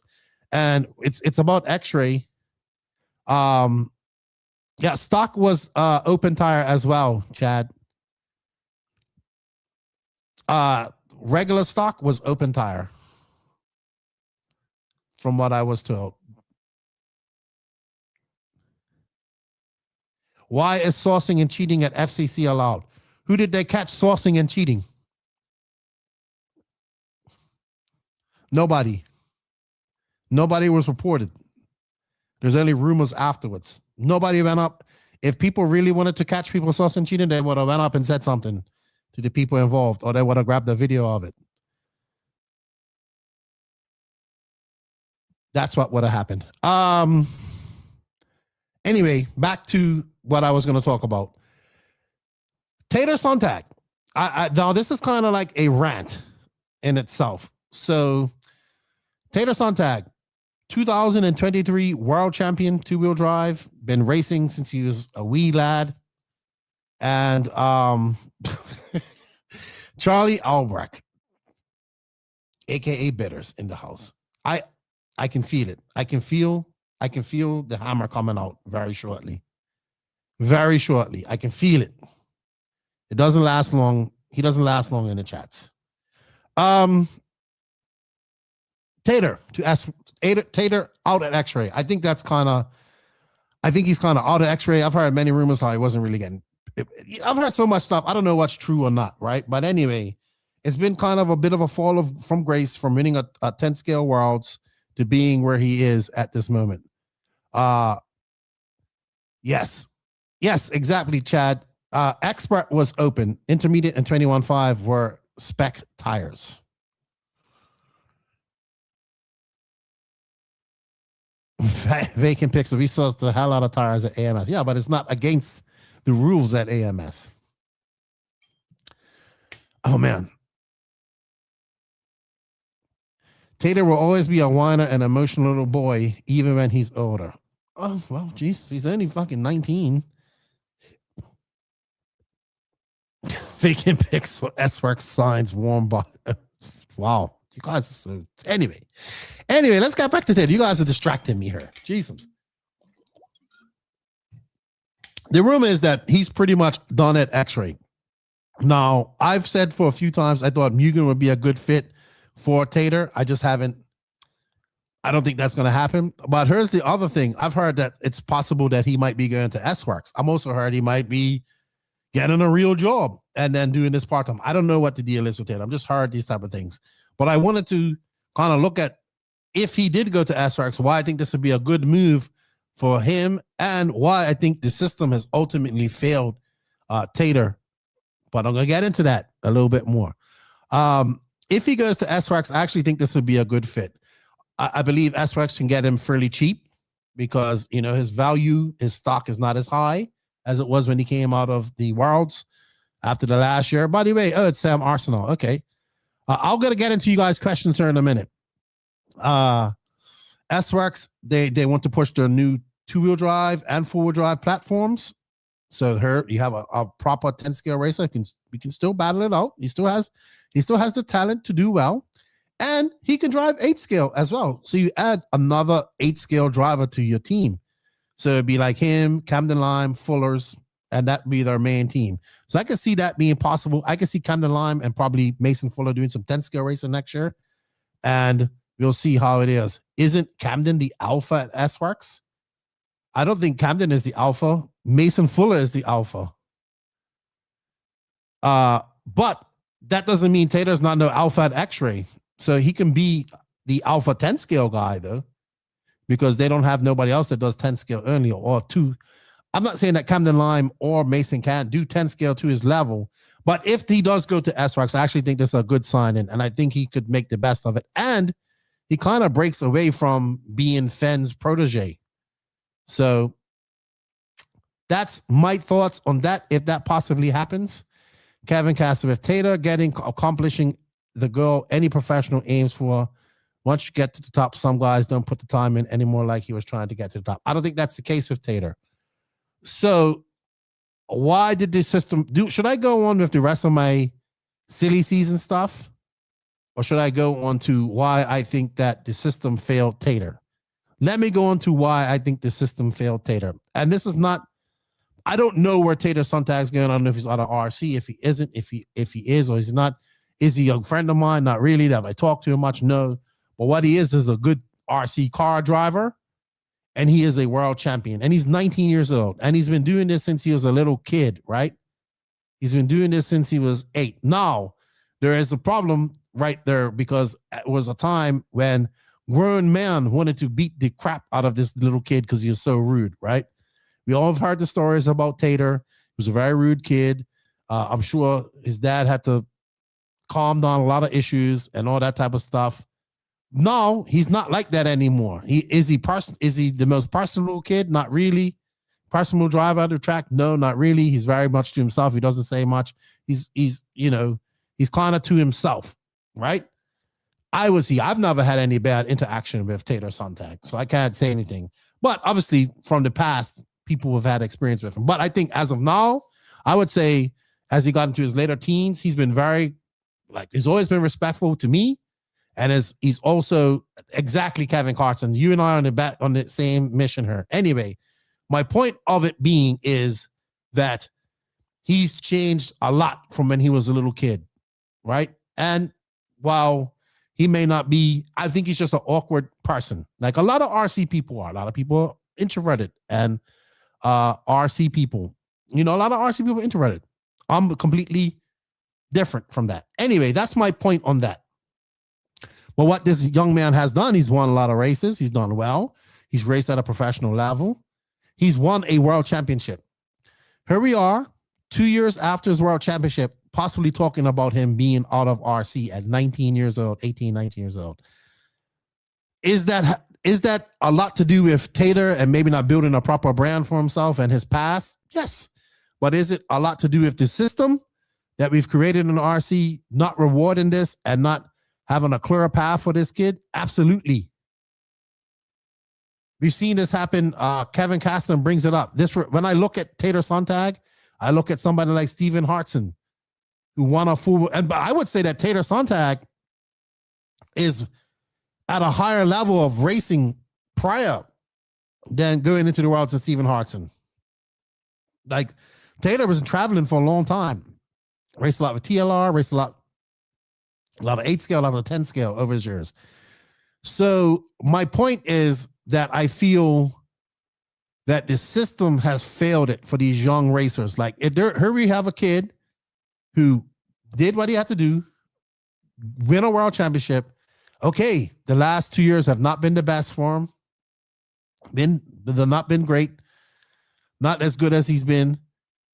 And here we're talking about him possibly being out of the industry. I think that's kind of sad, to be honest. I don't know how to fix it. I don't know what the difference should be, but I think it's kind of sad that you can be a world champion and 2 years later possibly be out of RC. And I'm not saying he's out of RC. And I'm not saying that a lot of this isn't his fault, but there should be there has to be a better way to promote young drivers.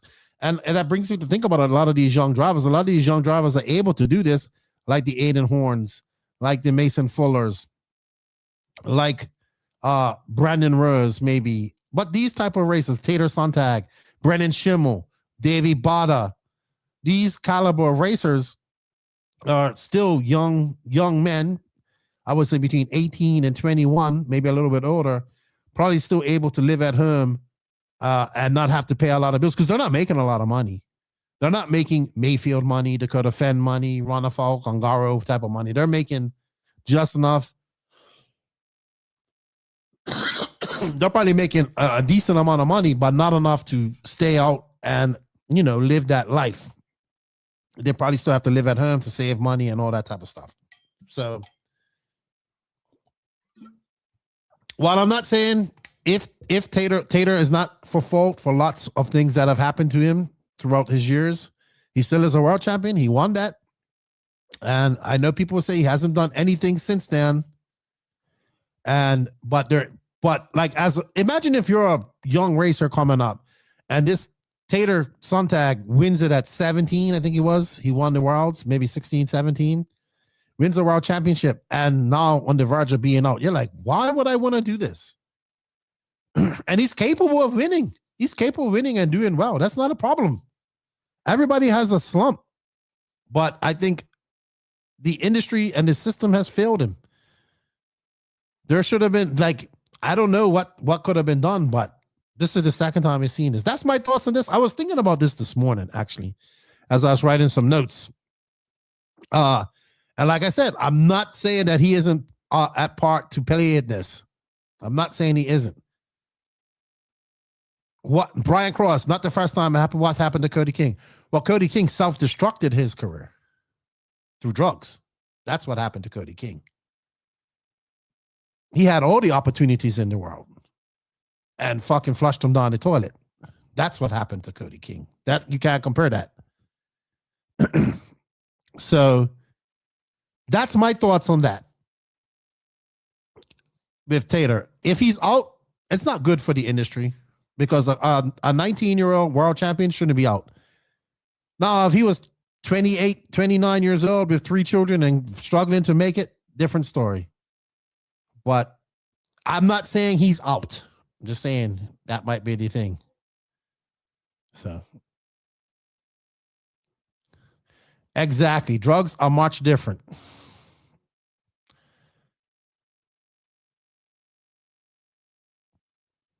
Very unfortunate what happened to Cody King. But that's a story that happens to many people. And his story wasn't unusual from what I'm heard. But from what I'm told, he seems to be clean and sober and living a life and working and doing what he's got to do. So that's good. That is good. What do you guys think about Tater? Let me know. Do you think I'm on? Do you understand where I'm coming from? Maybe he's doing school things. Maybe, Kevin. I think he was pursuing a professional RC career. He still has time to go do school things. But I just think that I don't think he was making a money that a world champion should be making after he wins a world championship. That's my thoughts on it. From the rumors, from what I've been told about his contract and what was happening with him, he wasn't making much at all. He says, good morning, Lefty. Pikes Peak RC news, but out here in Guam. Nice. Life is about choices. It's plain and simple. 100% agree with you there. Jerry Kleinbell. I think Tater would do better on a team if people his age instead of always being in Fenn's shadow. Maybe that's something he needs to do too. Come from under Fenn's shadow. I agree with you there. That's a great segue into our next subject, which is actually about Dakota Fenn. I have no idea what's going on here, but Dakota Fenn was in Florida with his family this past weekend. I have no idea what they were down there for. I don't know if they were down there for a quick family vacation. I don't know if it was a work slash vacation. I don't know if he went down there to test something new. But I find it very surprising that Dakota Fenn and his family are in Florida near the end of the year. That's all I'm going to say about that. All I'm going to say after this is be watching out for, I think there's a lot of big news to be dropping here in the next couple of weeks and in January. That's all I'm going to say about that. That's all I'm going to say about that. It's also different money now too. It's not like in the 90s and the 2Ks money was more plentiful than not nearly as many distractions. Yeah, all of that stuff. But if you're going to be a professional driver, maybe he found one thing that kills all RC races. A girl. Maybe he did. Maybe he did. Maybe he doesn't want to do RC full time. Maybe he wants to get a job, have steady money, and do RC part time. It's a grind, man. Who knows? I just think that there should be more options for a world champion. That's all. I'm sorry, in our sport. It doesn't matter that it's Tater. It could be for anybody. And as for Dakota Fenn, you know my old saying, where there's smoke, there's fire. My silly season Spidey sense was tingling this weekend. Silly season so bad, Max won't even speak to me anymore. I don't know what Max is plotting. Oh, he's trying to play. He's like, you wait, I've got something for you. We'll see. Chase is the fastest USA driver for X-Ray as of late. He has been very good. Very good. Very good for X-Ray. X-Ray still has a solid team. They have him. If Schimmel out, they'll have Fend, Chase. Who else? They have Dustin Fox. Maybe making, I don't think Fox is going to move up. Maybe X-Ray makes a play for somebody in 10 scale. We'll see. We shall see.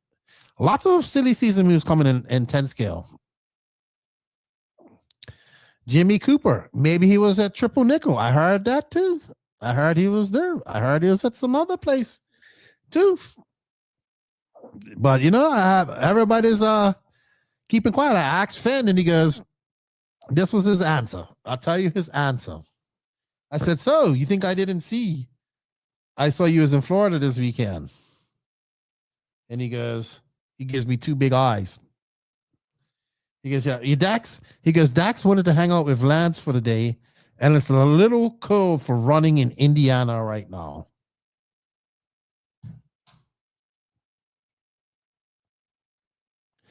And her Max thinks people just give me information. No, I have to pick the bones out of that. All right. What do you guys think? Do you think Fend is changing something big in his program? Or is he just down there running some stuff? Also, I've been told to watch out for some big news coming up in the next 2 weeks. Nothing to do with a particular driver. Just said big news, and you'll be shocked when you see it. That's all. This is the type of cryptic messages I get from people. So let's see. All right. You know what? Let's pay some bills. Hey, we guys, I want to thank Dollar Hobbies for coming on to the end of this year. I think they're going to be done at the beginning. They're going to be done, but you can still use that 10% code at Dollar Hobbies. And hopefully they come back on next year. Remember, we do have a few spots open. If you're interested in advertising on the podcast, let us know.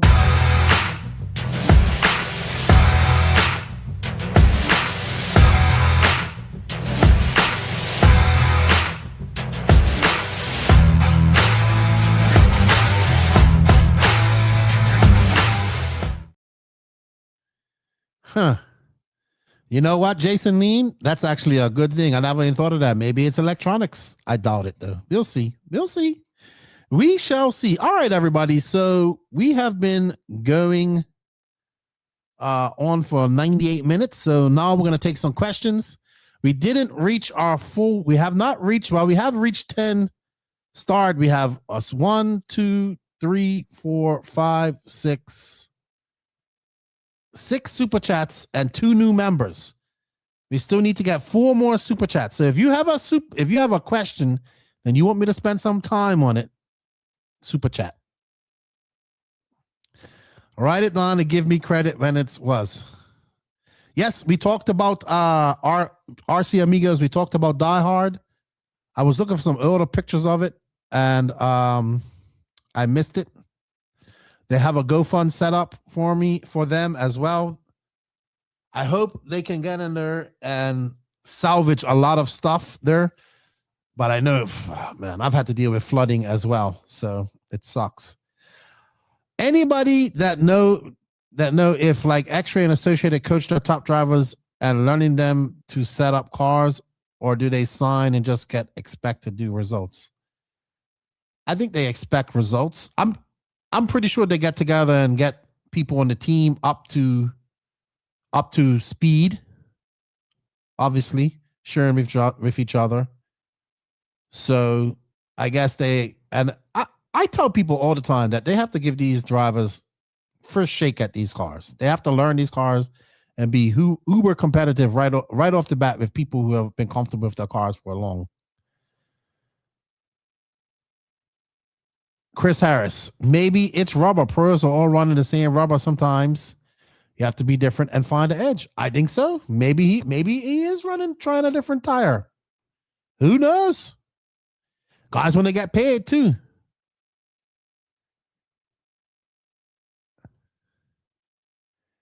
I saw a question. Kevin Casson, I'll ask it. Every year it gets asked, will Mayako sign anyone? I mean, I know they want to. I think they want to. It's the question of will they do it? I don't know if we're going to see much moves in the 8-scale chassis market because a lot of guys are kind of locked in. So I don't know. I know they want to. I think we'll see. I like what Greg Holland says. You bring what you bring to the team and then share among each other. Pretty much. NRTV, what is actually the best 110 scale buggy, not the driver? People ask me this question about 8-scale buggies as well. What's the best 8-scale buggy I can get? Now, I'm sure there are. I am not an expert on 10-scale stuff, and I'm sure you get a billion answers about which buggy is the best out there. I mean, I don't know. You don't have nowhere near as much choices in 10-scale as you do in 8-scale. I don't know what part of the world you're in, but I would say I don't know. I can tell you what I would do, and maybe that will help you out. And I don't think this is the best buggy or not, but I personally would probably get an associated buggy. And why would I get an associated buggy if I was to race 10-scale? I would probably only race 10-scale once or twice a year, and I'd probably race outdoor dirt and then carpet. I know that's completely two different races, but I would get an associated just because I know anywhere in Florida, there's people running associated cars and I could get help. I could get some parts for it. Now that's switched up a lot because now lots of people are running Schumacher and X-Ray. He says, come on, say TLR. If you want to get a TLR, you can get it too. But I don't know what the best car is out there. Just like somebody tells me what's the best 8-scale car. I don't think there's a best 8-scale car out there. I think there's so many brands out there and so many good drivers. I would get the car that I feel I can have for myself personally, the ease of having parts and just, I'm not going to go uber fast. So I don't know what the best car is out there. I know what I want. I want to try one of those wheel speed conversions on a B7 with the cantilever shock systems. They look good. And you gave me another super chat, said, come on, say TLR. I will tell you what. I will tell you this. I thought that we would see no TLRs at these races, and I am actually seeing a good bit. Not a whole bunch, but I've seen a lot of 10 TLRs at the 10-scale races I've been to, and there's been quite a bit at the 8-scale races. Not as much as I would say it used to be, but definitely at these races. They haven't gone anywhere. They're still out there racing.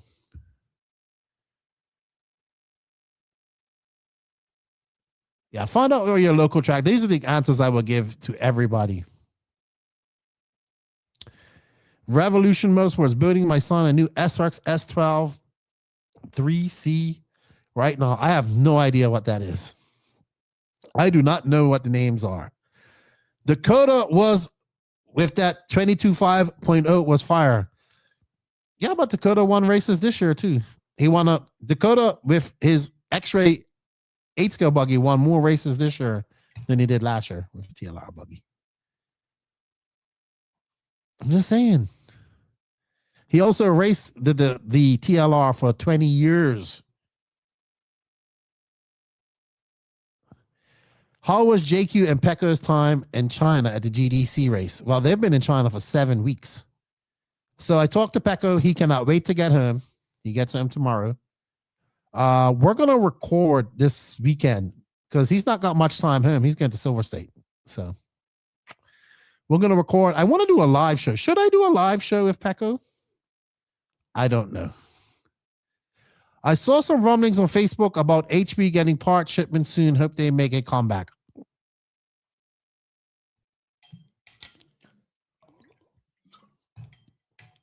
I don't know what's going to happen with HB. I think by the time they do come back, so many people, it's going to be more brands out. So they're going to have even more competition. The legacy of HB will be a legacy, a legend. That's it. It will not be the same. Yes, you should do a Pecco live. Yeah, but it's going to be the weekends. We don't really do nothing on the weekends. We'll see. We'll see what happens. There's a lot more drivers than paid spots. I'm not sure what that's in contention to Mr. Mike Winders, but maybe you can elaborate a little bit. I wish Silver State wasn't so early this year. We were really trying to get the girls' team to go down there. Yeah, I think that early time has messed up quite a lot of people, to be honest. So I don't know what the attendance of Silver State will be next year. I think it will be a decently attended and comfortable race for the people racing, but I also understand that Joey has to make money. So he needs the entrance to make money.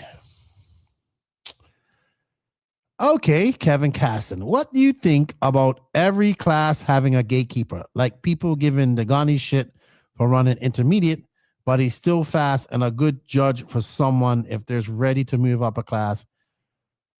I think it's great, and here's why. Because I think we should look at RC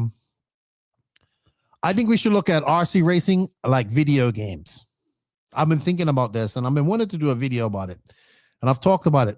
But in video games, look at it. I would say the legacy of HB is Ty Tessman and Asushi Hara, Cody Dudley.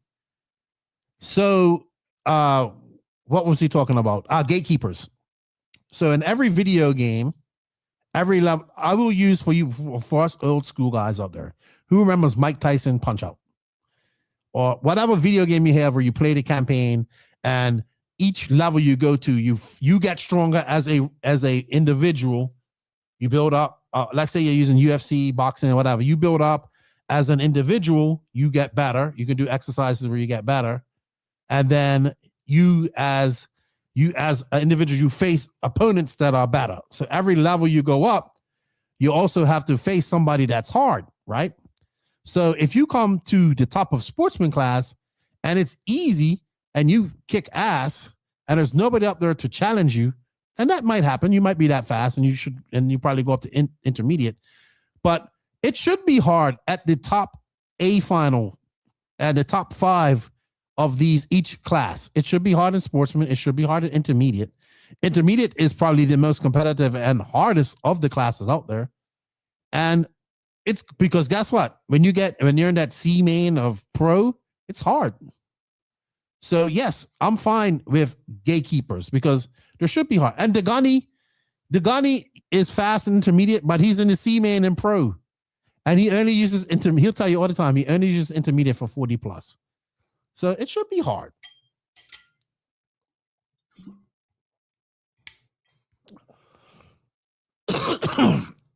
My cousin, when are you coming to visit? No idea. RC Amigas, those gatekeepers are also learning how to lead and defend before they move up. I have my kids stay in a novice class a season longer for that. Yeah, I think one of the biggest things people do, I saw some drivers, right? And they had never been to, I'll use race time. I think they came to one of the race time events, and the intermediate class at race time events is very hard. It's very hard at PNB and Silver State as well. And they didn't win it. They were fast, but they didn't win it. And then the next year they moved up to pro. And that's like, I think you should have won that. Like you should have won an intermediate first. And I think you should dominate intermediate first before you go up. Because once you get to pro, unless you're extremely talented and fast, your ego and your talent is going to take such a bashing, right? I think the only successful person who skipped intermediate is Felong. He went from sportsman to pro, but he was a phenomenal, like he's got it, right? You know, it's different. So that's my thoughts. Rory Holler, thank you for the $10, my friend. I'm going to put that in the RC Submarine Fund. You know what?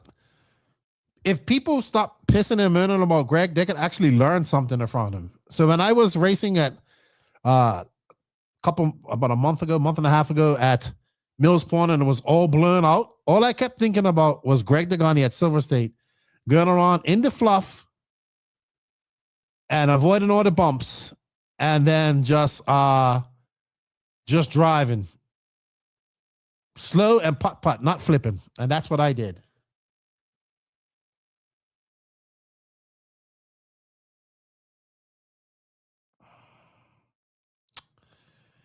There is definitely a gap between the fast intermediate and a pro. Some of these intermediates are as good as probably some of these guys in the C-Man and pro.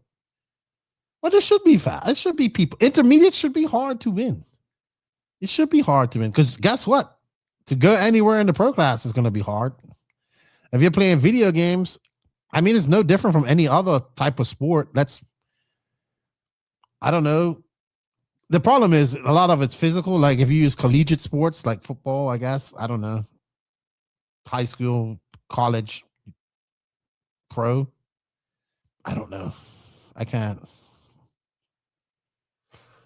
Local fast guys might be only fast locally if you have no real competition, get to into a big race and they stay. Exactly. I tell people all the time, you can be fast regionally. It's always easy to be a big fish in a little pond. It's becoming a big fish in a big pond and racing other fast fish. Like Jonah the Fish Wilson. Jonah the Fish Wilson. So remember, everybody, next week, Monday, 7 p.m., we are doing the Elite RC Productions Christmas show, and we have a bunch of giveaways to give away. 7 p.m. on the Elite RC Productions YouTube and Facebook page. And then, I'm sorry, I've been all clogged up. I was a little bit sick this weekend. I apologize. I need to get some what's that? Decongestant. Mucinix.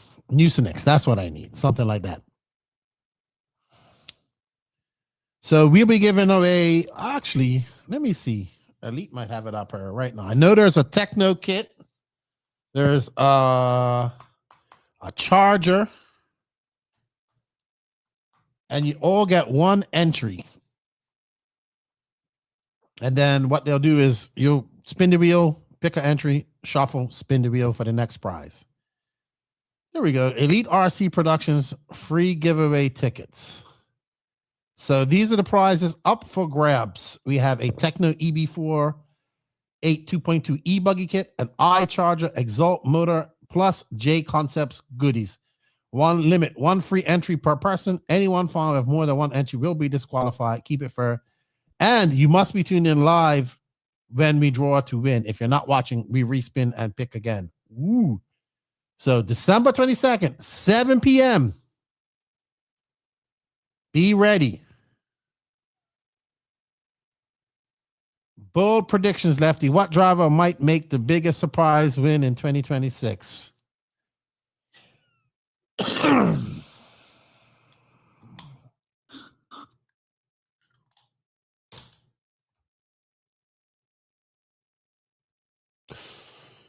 Let me think about that really quick.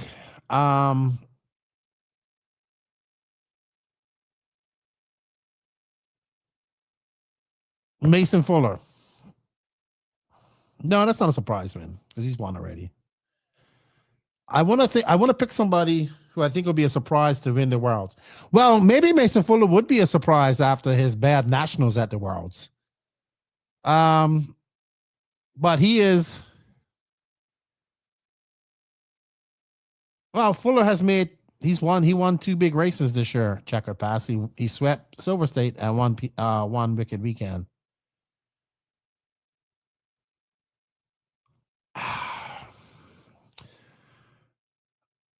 I think Camden Lime is going to be one of the biggest surprises in 2026. He's been knocking on the door. He got that win at Fallbrook. While it's not a big, giant competitive race, it had a lot of competition there. I think he'll be surprising. And maybe Nate Sutherland. I wouldn't say I would. So this is what I'll be surprised. I'll be if Nate Sutherland wins a mod race next year. I shouldn't say I'll be surprised. I'll be pleasantly surprised. If Nate Sutherland wins a top mod race next year, I'll be surprised. I'm not because I don't think he could do it, that I think it came so fast. So that's my thoughts on that. Little Bump will win a big race next year. I think Little Bump is what, 14 against 15. So you got 15 next year against 16. He still has time, but I'm sure he would want to win a Nitro race next year. And I think they just need be a little bit more prepared, I would say. That would be my opinion. A big surprise if Tyler Jones wins a race. I'm just being honest with you. I like Tyler Jones. I had a lot of hope for Tyler Jones when he won that last race at PNB, that TLR, and I thought he was going to be that guy to come up and challenge all these guys, but I think he's a great driver. I think if everything's going well from him, he can do well that weekend. Everything, all his ducks are lined up, his T's are crossed, and his I's are dotted. I think he's good, but we'll see. It's hard to be a top tier driver when you're only doing this part time. I will be surprised. I won't be surprised, but I would be pleasantly surprised to see Taylor win some big races next year. I think that it's going to be good. I want to make a prediction on the Worlds, but I can't. It's impossible. Ron Roy, you need to come to March Madness in Arkansas. I think that is AR. FORC Raceway. I would love to go to a lot of places. I would think that one of my goals next year is to actually have a vacation, which doesn't involve RC. I don't know if that's going to be possible. Not having RC involved, because I think every place I go, I'm going to have to go see something RC, right? Like I was telling my boy, we should go to Uruguay. I had a friend here from Bermuda who I grew up with. He was a neighbor of mine. He came down here for the first time. And I was like, I really want to go on a vacation. And we was talking about going like South America, Uruguay. And I was like, yeah, I could go down there and then I can link up with the RC. But I kind of do want to link up with the RC guys and do something. And if it's an RC race there, I'll go check it out. But I kind of want to go down just for a vacation.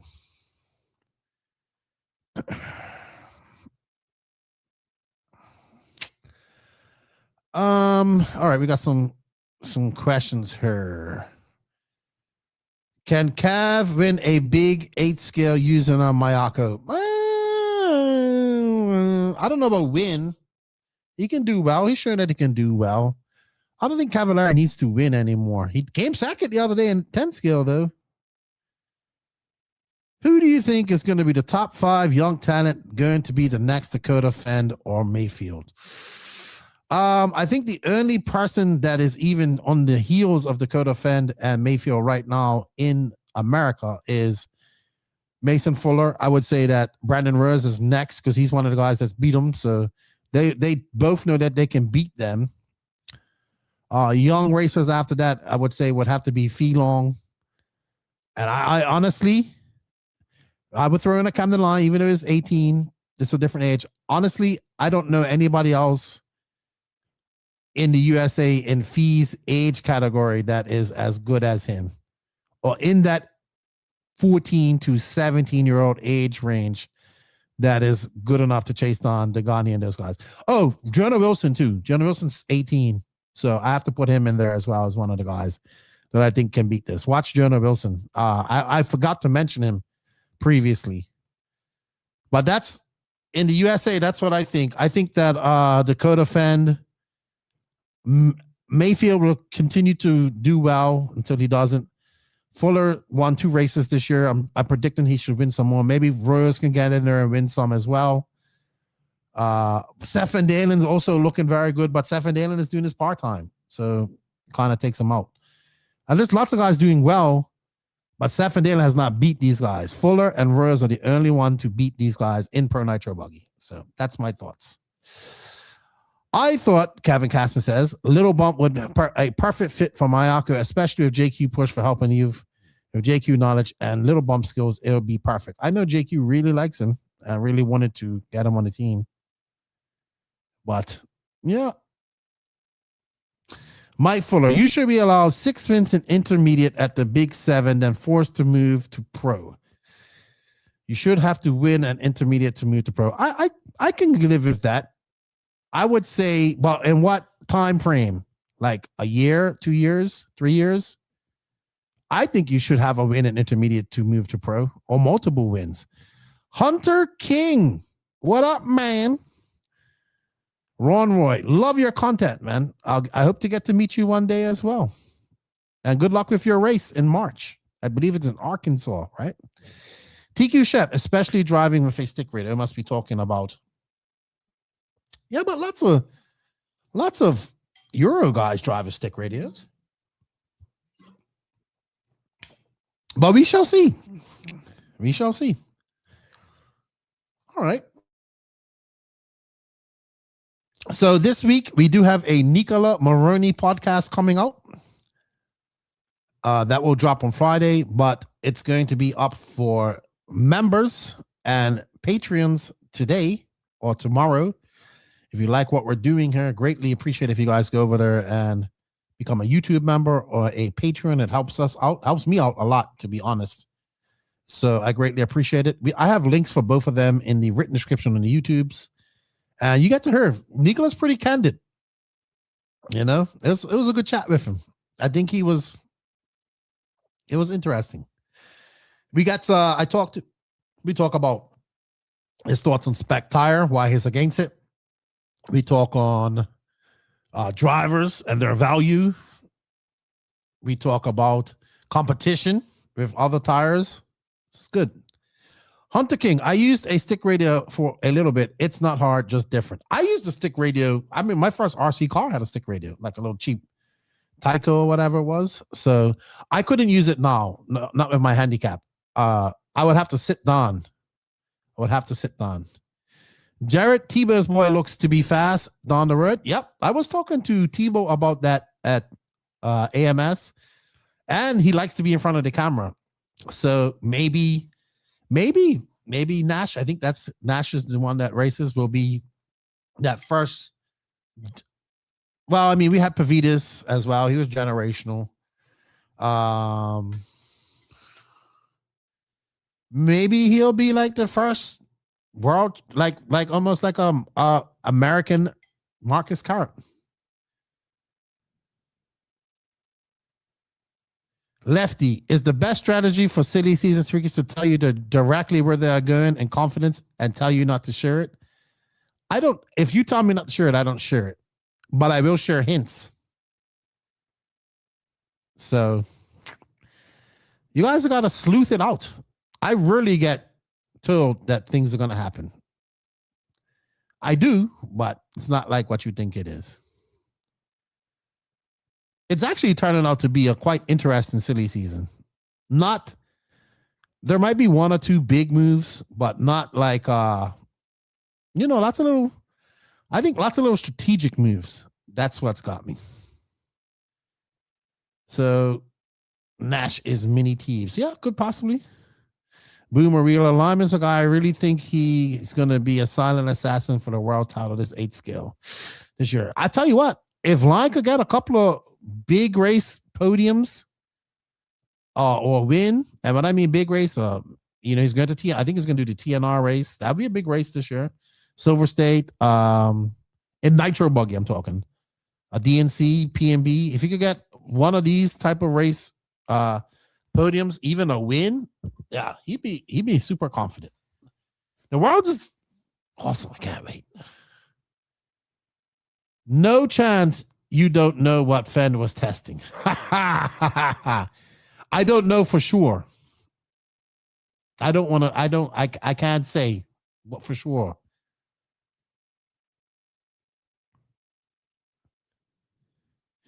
Correct. I don't think you would share it, even if you hear from a different source later, how journalists would morally share something that they already knew about. Well, I haven't heard it from a different source yet. I've only heard it from one.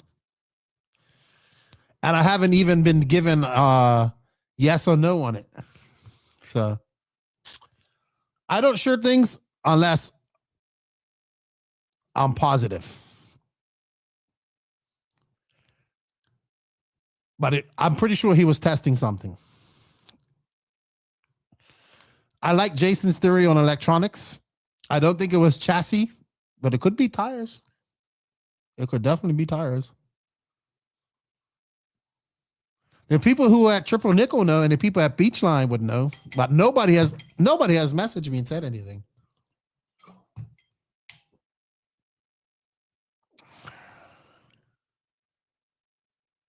Where is the next innovation in 8 scale coming from? I'll tell you where the next innovation in 8 scale is coming from. It is coming from Test Logger.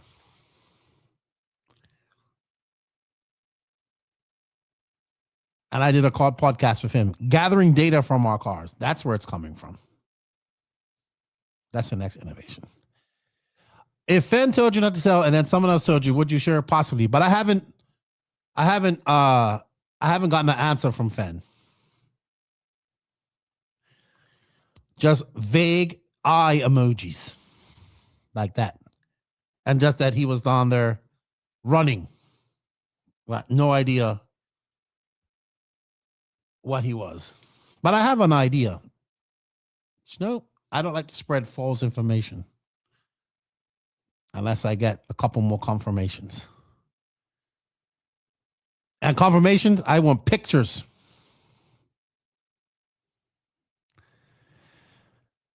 Raymond says, and it's mine not to tell. He must be talking about the secret.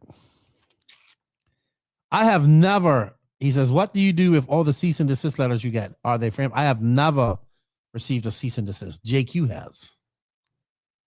I received a cease and desist email from the owners of HB for something that wasn't even me talking. And I didn't receive it. RC Racing TV received it. And it was actually Nick who was talking, not me. I think CDB9, I always want to say CBD. Doesn't that look like you want to say CBD, but it's CDB? It's like CBD9. Is that some special type of oil? I think you know.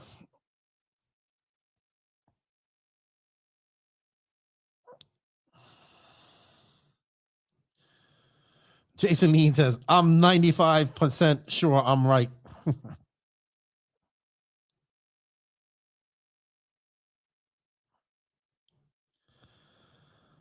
Oh, boy. I don't have a podcast. But you live in Florida. You're supposed to be getting the scoop for this type of stuff.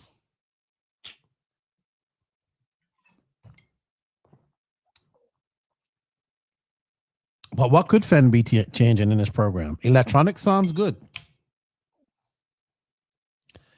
Didn't he run Trinity? Wasn't he close with Kevin prior to that?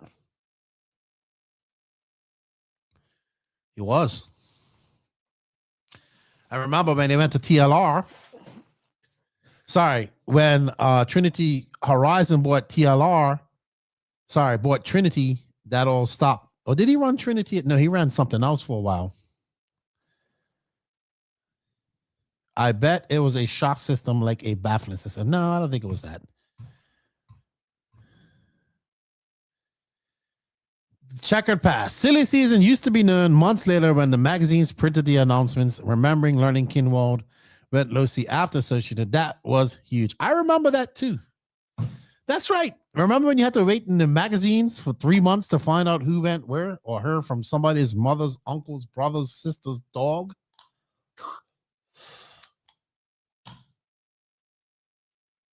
Now I'm being accused of my journalism.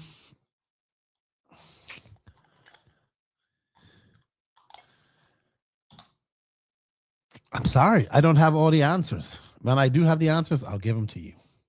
All right. Moving on for 2 hours and 10 minutes. It's 2:15. Congratulations to somebody's messaged me here. Let's see. Who won that? I said his name earlier. Congratulations to... Why is it not saved?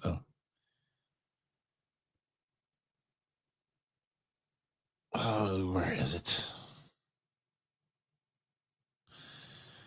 Keaton Raddy, you are the owner of a brand new spanky Tekno 2.2 E-Buggy. So, congratulations to you. And Harky is my homeboy. That dog sure did know a lot about RC racing silly season. Do you remember when people used to talk about silly season or like secret hushes? Like, hey, I heard that such and such is good, such and such. Do you remember how secret silly season was? You could blame Max for it being like this right now. Where is Aaron Waldron? I actually think Aaron Waldron was a great journalist and a great writer and a great interviewer. I miss his writings.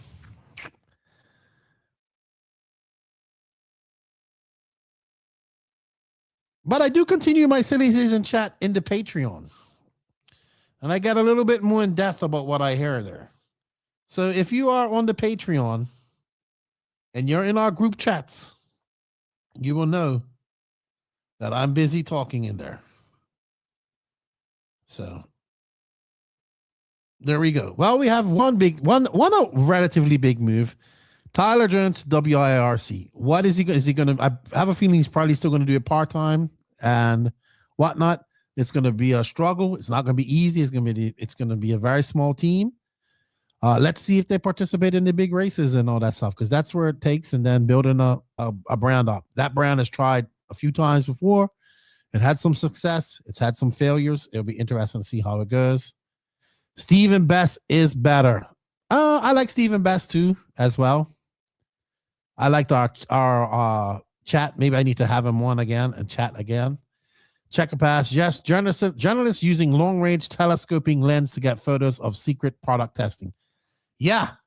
Do you remember the ultimate S-grid argument when, may he rest in peace, Ray Sharwin was arguing with people that somebody reset the needles in his son Mikey Sharwin's car, and he has satellite videos of it, and that's why he lost the race? Yeah, I remember that argument or that accusation. Do you think that there will be a manufacturer that will stand out in 2026? Chassis manufacturer. I think the same cars, the same chassis will be good. I think Tekno has been on a good roll this year. I think they'll continue. They got some new stuff for their cars coming out next year. X-Ray with Dakota Fen wheeling, I think should still be good.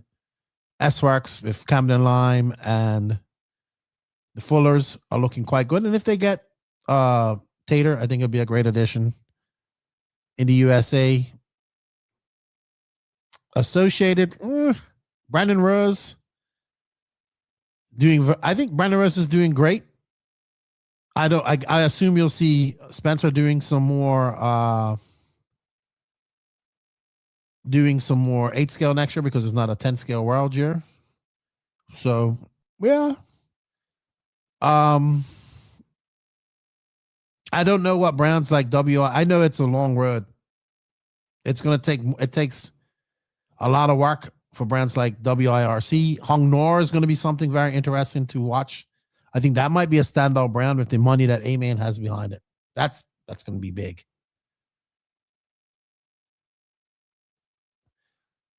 What's up? Actually, that's a great question, Chad. I asked in the Discord, but we'll copy here. Does Infinity make any moves for any top pros in the US? I don't think Infinity, I think they do, but they don't have an infrastructure here in the US. So I think it'd be very difficult to do that without having that. And what I mean by infrastructure, a manager to take care of that pro or pros. They could do it all. Kind of like what R2 does, even though I think it's only Coelho running it right now. But I don't know, man. I think I go back to my original statement is that I think Infinity is going to put the bare minimum into the off-road program because it's not instant success like it was in 8-scale on-road. And I think that's what Kenji likes. But they definitely have the money and funds to do it if they want to do it. If Hong Nor comes out swinging and lands a podium, but I need a driver to do that. Excuse me. They need a driver to do that. And as of now, they haven't hired anybody. Already talked about that. Wally to Hong Nor. And my thoughts on that, Kevin. Did you Avid chassis? Ooh, did you see that David Drew had an Avid chassis in Ohio recently? Did he? Interesting. Is it something he built himself? Or what was different about it? So I did not see that. I didn't pay attention much to the Cleveland race. Some weekends I try not to do RC. So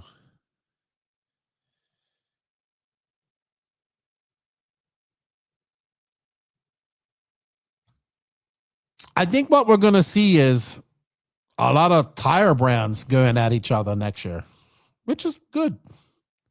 We're going to have Raw Speed out there, Hot Race, J Concepts, obviously.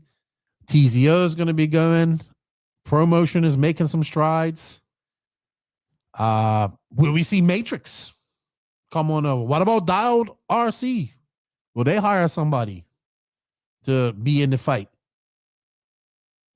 So, lots going on. Lots going on.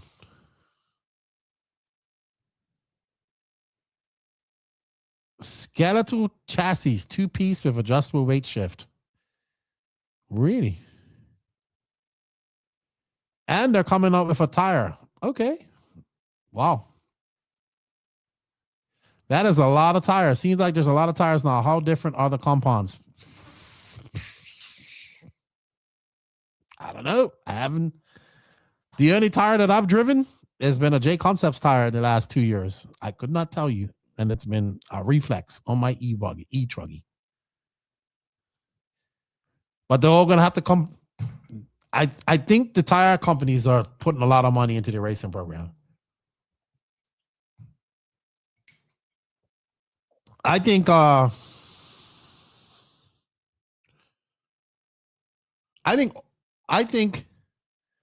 Race has already made the big jump in 10 scale, obviously. And I think J Concepts needs to play a little bit of catch up right now. I think if they come up with a good tire and compound for these indoor races that people could just put in their work, I think that's going to really, the 8-scale races that is, I think that's going to really put them up, be really good for them. I think TZO suffers from the same thing because the East Coast races, Raw Speed's working with Lutz, ProMotion's working with Lime and Tater. Dialed, they probably need a top driver, but Gene's right there making testing his tires there in the Southeast too. So I think we're gonna see some change in those brands. Maybe coming up for a little money to hire some of these guys. Check it. Oh, sorry. I saw Chad says, what do tire company salaries look like for the top guys? Fenn, Mayfield, Extraction, etc.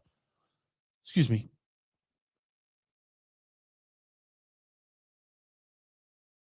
So I honestly have no idea on Mayfield's salary, but I think Mayfield might have he's been with Runner from the very beginning. I can give you some experiences on what I know, what I've heard through various different sources. What Matrix was paying drivers, I know. Okay, I'll give you an example. I know that when Ronafal left, I think the going rate was $4,000.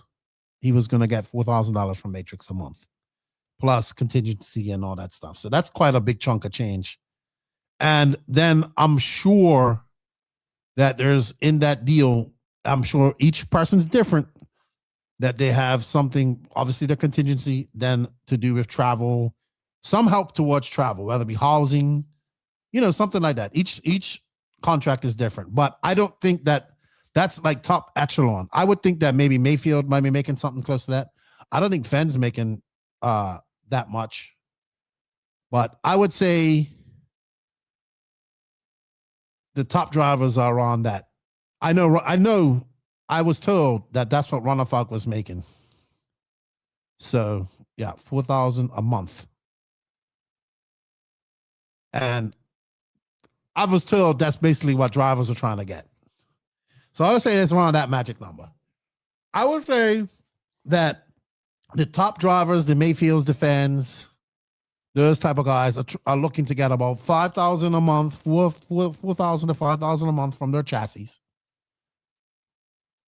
Let me rephrase that: $3,500 to $5,000, and I would say they're trying to get. Some of them probably getting $2,500, and maybe one or two are getting $4,000 a month. So theoretically, do you think a top driver will clear $80K? I mean, Mayfield said on his Wheel and Trigger podcast that he makes above $150K a year with contingency and all that stuff. And then you gotta remember that I would say that these top drivers are making anywhere from $8,000 to $12,000 a month, maybe off salaries. Then throw in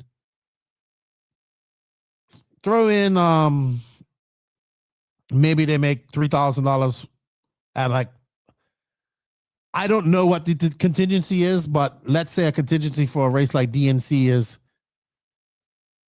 I don't know, for winning Nitro Buggy, they get $3,000 altogether by the time they add up. But maybe if they win Nitro Buggy, Nitro Truggy, and E-Buggy, then obviously they make a lot of money.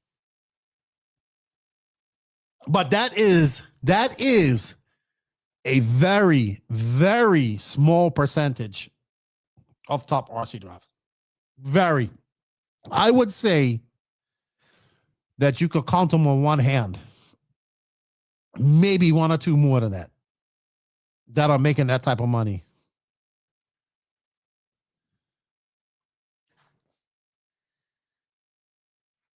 In RC racing. Very few.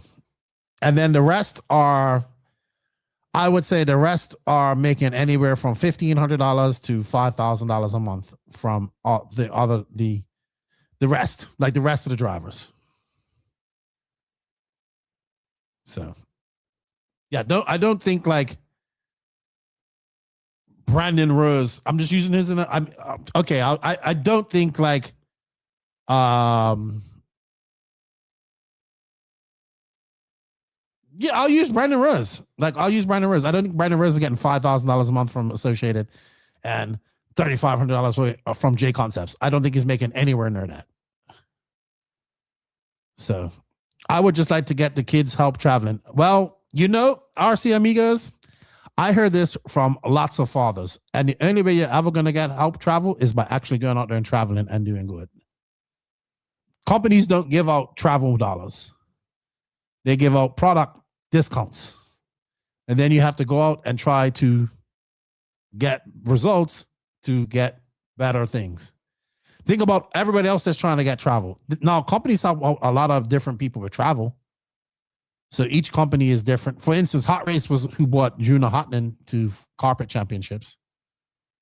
So it's all different. But I would say, like, when we're saying people that are making $100,000 plus, $150,000 plus dollars a year, this may be maybe 5 drivers.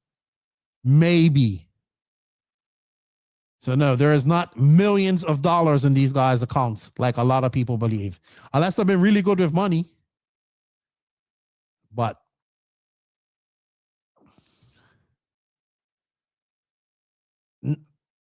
chassis 3 to 5K, 2K engine electronics, 1 to 2K, and smaller sponsors are probably getting free product. I would say that chassis for the top tier guys are 3 to 5K.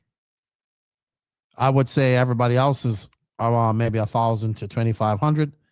Engine, I'm not really sure much engines are paying out much nowadays. OS isn't really paying nobody.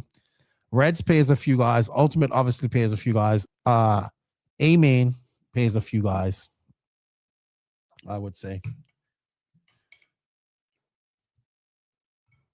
Nova, whoever, they're paying, obviously paying Borak and stuff like that. But ain't much. You know who used to pay a lot for these guys back in the day?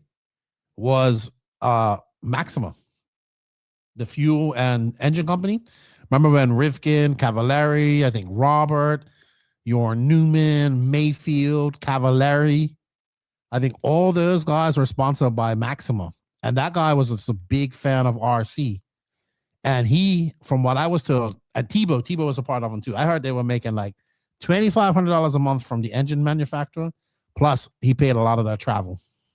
So when that gentleman passed away, he took a lot of opportunity, like a lot of money for these guys. I don't think engines are out there paying. I don't think engines out there paying these guys $2,000 a month. I think it might be like $750 to $1,000 at the most. Maybe one of these guys making $1,500. Because engines just ain't. It isn't that many engines out there nowadays. You either go OS, you go Ultimate, you go Reds. Maybe Nova comes in. I mean, there's other options. Don't get me wrong. I'm just saying you have Alpha and all that stuff, but Maxima was paying bank to those guys. But that was just because he really liked RC. I think it was, he was obviously well off. And then FX too. I forgot about FX as well. But I don't know if they get paid from FX, from X-Rail, or if it's part of it.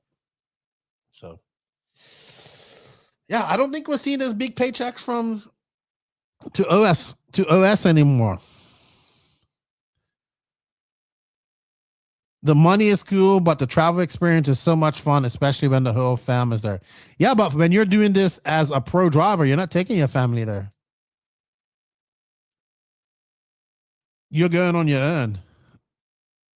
And it's a different story. But if you're going to go to a race, then you're taking your family. That's fun too. Don't get me wrong. But for these top pro guys, it's not about taking their family might go to one race. But usually it's work, man. You go there, you show up, you race, you do your thing, and you win. Hopefully you win, or you do good where you make some money that weekend. That's why when you could be in first, half a lap to go, and imagine getting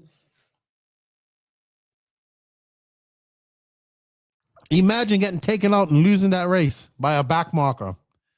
And you was like, yeah, man, half a lap to go. I've got $5,000 in contingency in my pocket. Oh, shit.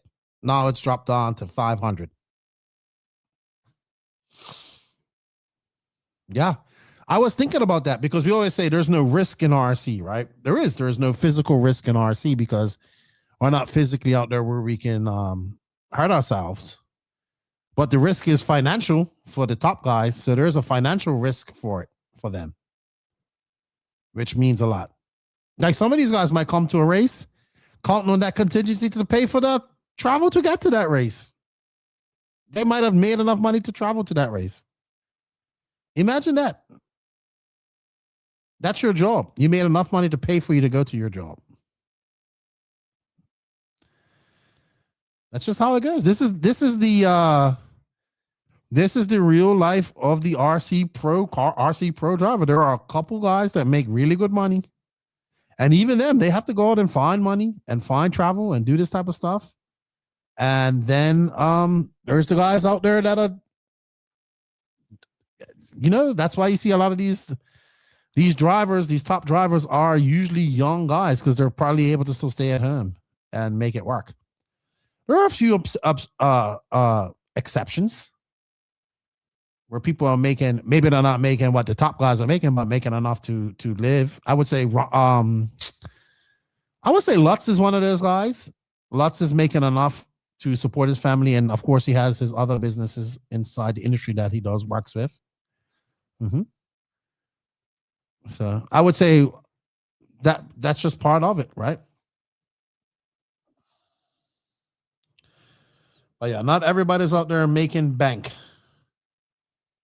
Unfortunately, it comes back to why I said the system failed Tater. Imagine that if you're a world champion in another form of motorsports or sport, and then 2 years later, you've still been racing. Okay, I haven't been doing really good, but you still get to that time and you might not have a job. Exactly. This isn't F1 and NASCAR. The sponsor dollars are not the same. Do the top guys make merch? Or they don't. You know, the only person that does merch, there's only 2 people that do merch. They are Ryan Mayfield through J Concepts, and I think Aiden Horn may have some merch. But yeah, I don't understand why we don't do that. Would we buy merch from them? We've seen it somewhat successful with Ryan Mayfield's merch, but would we buy a Brandon Rose merch shirt? I mean, I would. Do we put these guys up on high enough pedestal where their merch sells? That's on them as well. But yeah, I definitely wouldn't if they came up with a cool shirt. Maybe Spencer Rifkin has one as well.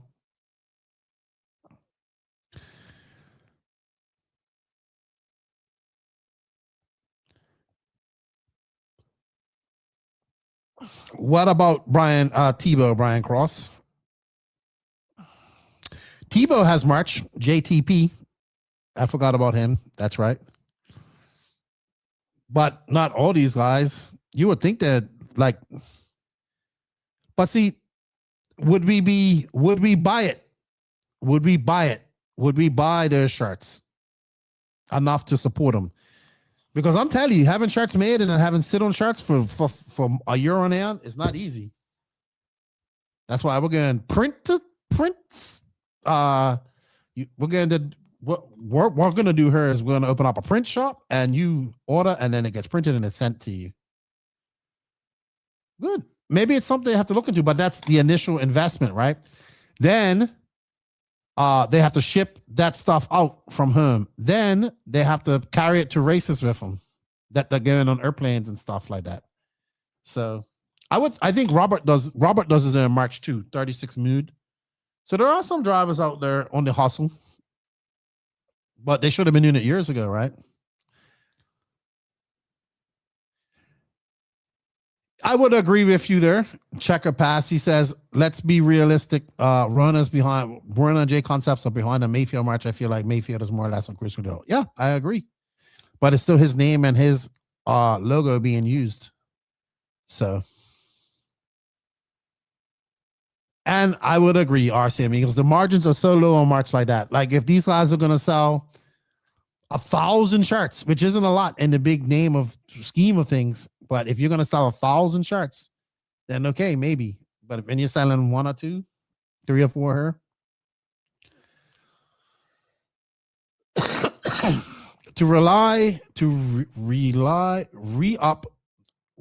I guess it's saying rise up the pro driver salary. The industry needs to mature. At the moment, it's still a joke. Yeah, I mean, it would be ideal if these guys could make more money, but these companies are spending the money so much other things as well, and they got to make money. Maybe the racers can have purses. If you had I don't know. I mean, but I also kind of want to spread this. I'm kind of about spreading the purses across the board with everybody. So maybe, I don't know, man. It's a lot. I mean, I'm telling you, at the end of the year, a lot of these guys have 2-year contracts and they're pretty safe for 2 years. But come to the end of the year, I'm sure every pro driver's out there is thinking, will I have a ride next year? Will I have this? Who's going to pull out? Because I know for me and the podcast, I'm like, who's going to be here next year? What is my way of living going to be next year? How much money do I have to, you worry about all of this type of stuff. So, like, I don't know.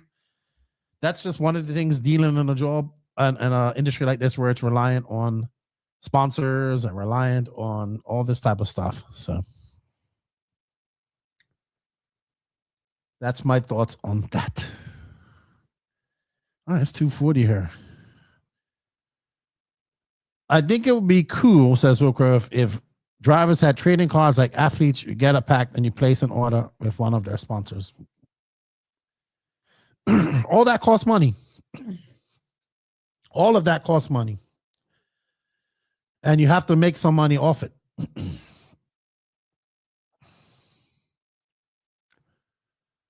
It's like me. The stickers that I get done, they're not the best, but I give them away. I would like to sell stickers but I would get better. I would get better stickers made. I had some nice stickers made by I think it was Wyatt Wilson, his dad. The Integrity RC. They made some great stickers, and I would have to sell these stickers because they cost me $1 something each to make. But will people buy stickers from you? So, I get the lesser quality ones and give them to you.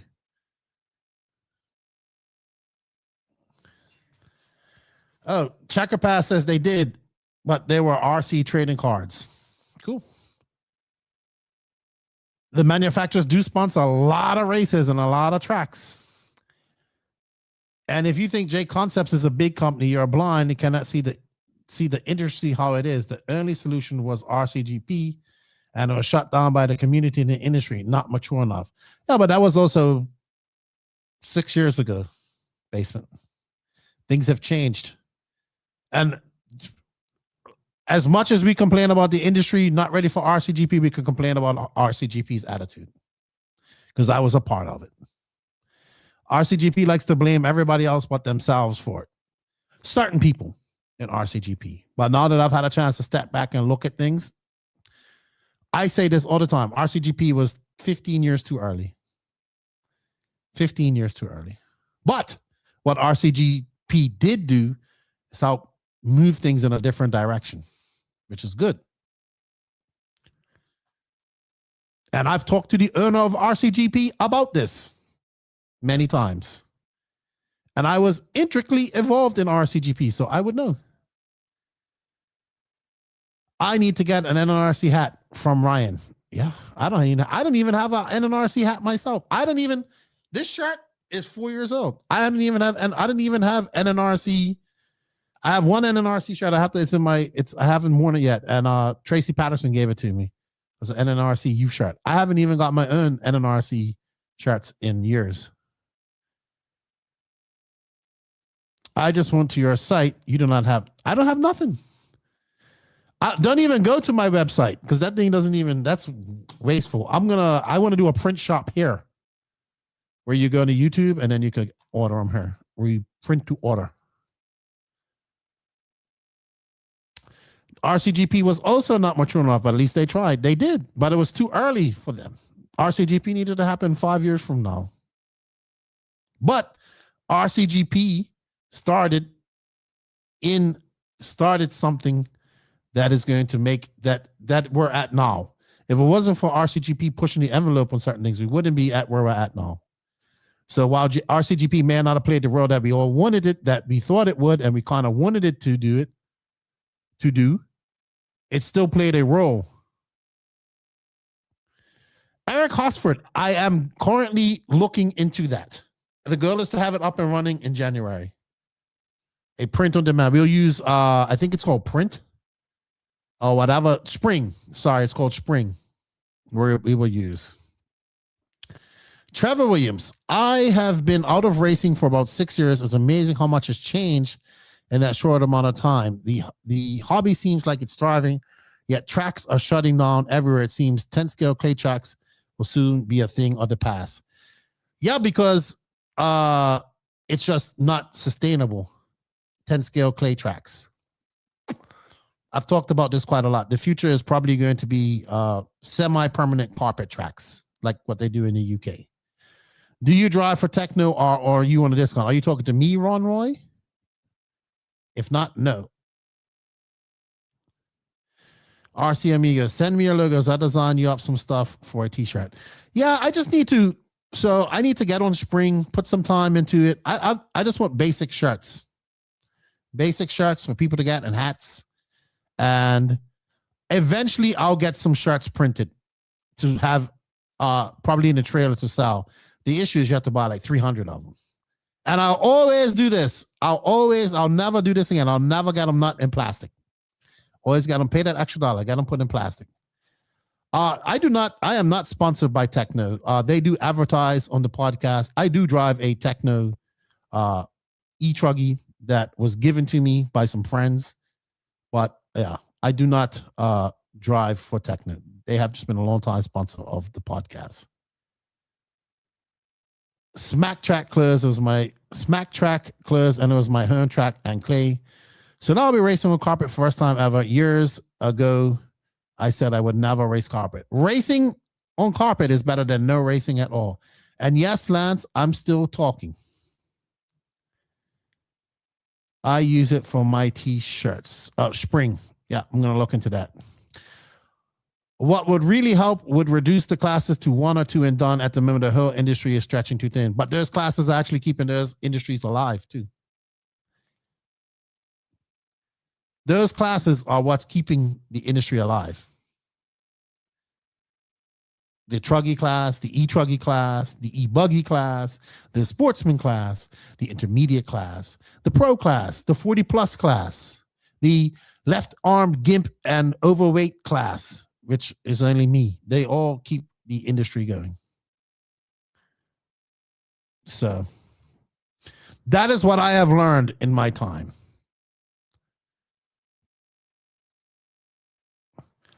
Oh, Island Speedway. Yeah, I've never been there, but it looks beautiful. I might be going there next year for the INS. They have 50-plus classes. I think before we do a 50-plus class, I like to actually see a proper youth class. Something nobody ever talks about. But I understand there's not as much youth in RC as old fart class like me. I'll be in the 50-plus class very shortly. Hopefully. So 2 hours and 41 minutes. Let's see. How did we do? We got 1, 2, 3, 4, 5, 6, 7 super chats. 3 more super chats to reach our goal. I had 3 hours to do it. So we got 20 minutes. Any more questions? Super chat. Youth class would be awesome. I know. Would be. Any more questions? Any more super chats? So just a reminder, the 22nd at 7 p.m. EST, Monday, we will be going live for the Elite RC Productions Christmas show with giveaways. Trevor Williams, I already talked about silly season. I have lots of insider information, but it's nothing direct. I really just spent like an hour talking about silly season. You're going to have to go back and look at that. Magnus, just let you know, I'll be racing my Serpent for one race next year, as usual, without any sponsors. So Magnus is up in this pocket of Swedish people that love Serpents. I don't know what it is. They just love Serpents. Just Lefty for president and E-Buggy out. Oh, basement. We have to do a live show. I'm trying to get Invisible Speed to give me some giveaway stuff. I already asked Pecco. He said maybe a pit mat. As for the NNRC Christmas show, I don't know where Max is. I think Max is out secretly plotting something against me this silly season. I'm very worried. He's not even communicating with me at this moment. So anybody out there that knows what Max's plans are, let me know. What's up, Michael Thompson? Please let me know. But we'll probably do our live show after Christmas, it sounds like. Probably like in between that and New Year's. PM. Maybe Lance knows what was going on in Bartow Sunday. No, nobody wants to answer me, Jimmy Cooper. But, you know, it's all right. I don't need answers directly. I can see I can read between the lines. That's what happens when you have such great silly season experience like myself. Unlike Max, who just accused me of cooking the books. Anyway, we will probably go live next week, though. That's for sure. For a talk. Maybe Christmas should be next week. I don't know. 22nd is Monday. I don't know when is Christmas. I didn't even look. I need to go Christmas shop. Christmas is next week, Thursday. Jesus Christmas. I got a week to get all my stuff I need to get. Wow. Okay. Actually, I just need to get my daughter something. My son, I got him his gift. Anyway, thank you guys for your time. Thank you guys for tuning in. Thank you for the super chats. Congratulations to the winner of the E-Buggy. I am going to go chill. I got to go pick up my daughter from school. You guys have a good day. I will see you Monday. Remember, if you're a patron or YouTube member, you get early access to the Nicola Moroni podcast, which is really good. You're going to like it. Go check out the Brock Champlin podcast, which I thought was really good. And yeah, check out my Power Wheels podcast. Hit a like there. Help us get to 200 subs. It's been hard. I'll still be doing that, but not as much in the new year. Just invite JQ for Christmas show, but every 5 minutes he needs to give one pit mat. I would only, if JQ wants to be engaged and have fun, perfect. I think our best Christmas show we ever done was when we did one live and he got drunk and then he had COVID the next day. And is sick the rest of the trip. JQ. Good to see you, Bauman. Anyway, guys, a big shout out to all the sponsors that make this possible. Without them, none of this is possible. A big shout out to the YouTube members and patrons, the NNRC squad around the world. None of this is possible without you guys' support. Remember, in the description, written description, we have links for our sponsors, link for our YouTube membership, link for our Patreon. And the companies that make this happen are J Concepts, High Tech RCD, Sidewinder Fuel, Latera Racing, Invisible Speed, ML Toys, SidePieceRacing.com, Dollar Hobbies, Fly Sky, Get Shit Done Coffee, Elite RC Productions, RC Project, Mayako, Tekno RC, Beach RC, Racecraft USA, Clinic RC, and I actually am all about 8-scale short course truck, and WIRC has one, so that I think they're cool. Thank you guys for all the continued support. I will probably see you next week as well for NNRC Live, Coffee and Lefty. Who knows? I might go live again this week if some big news happens. So I like the lives. I like spending time with you guys. Thank you for joining me for Coffee and Waffles with Lefty. Darren Windsor, you're late. You're late. I'm leaving. Ta-ta for now. God save the queen, the king, and all of that good stuff. Darren from England, he knows all about all of that. No Max here, but you get to see Max in the outro. I think you do. But ta-ta for Max as well. See you guys later. Lefty is out.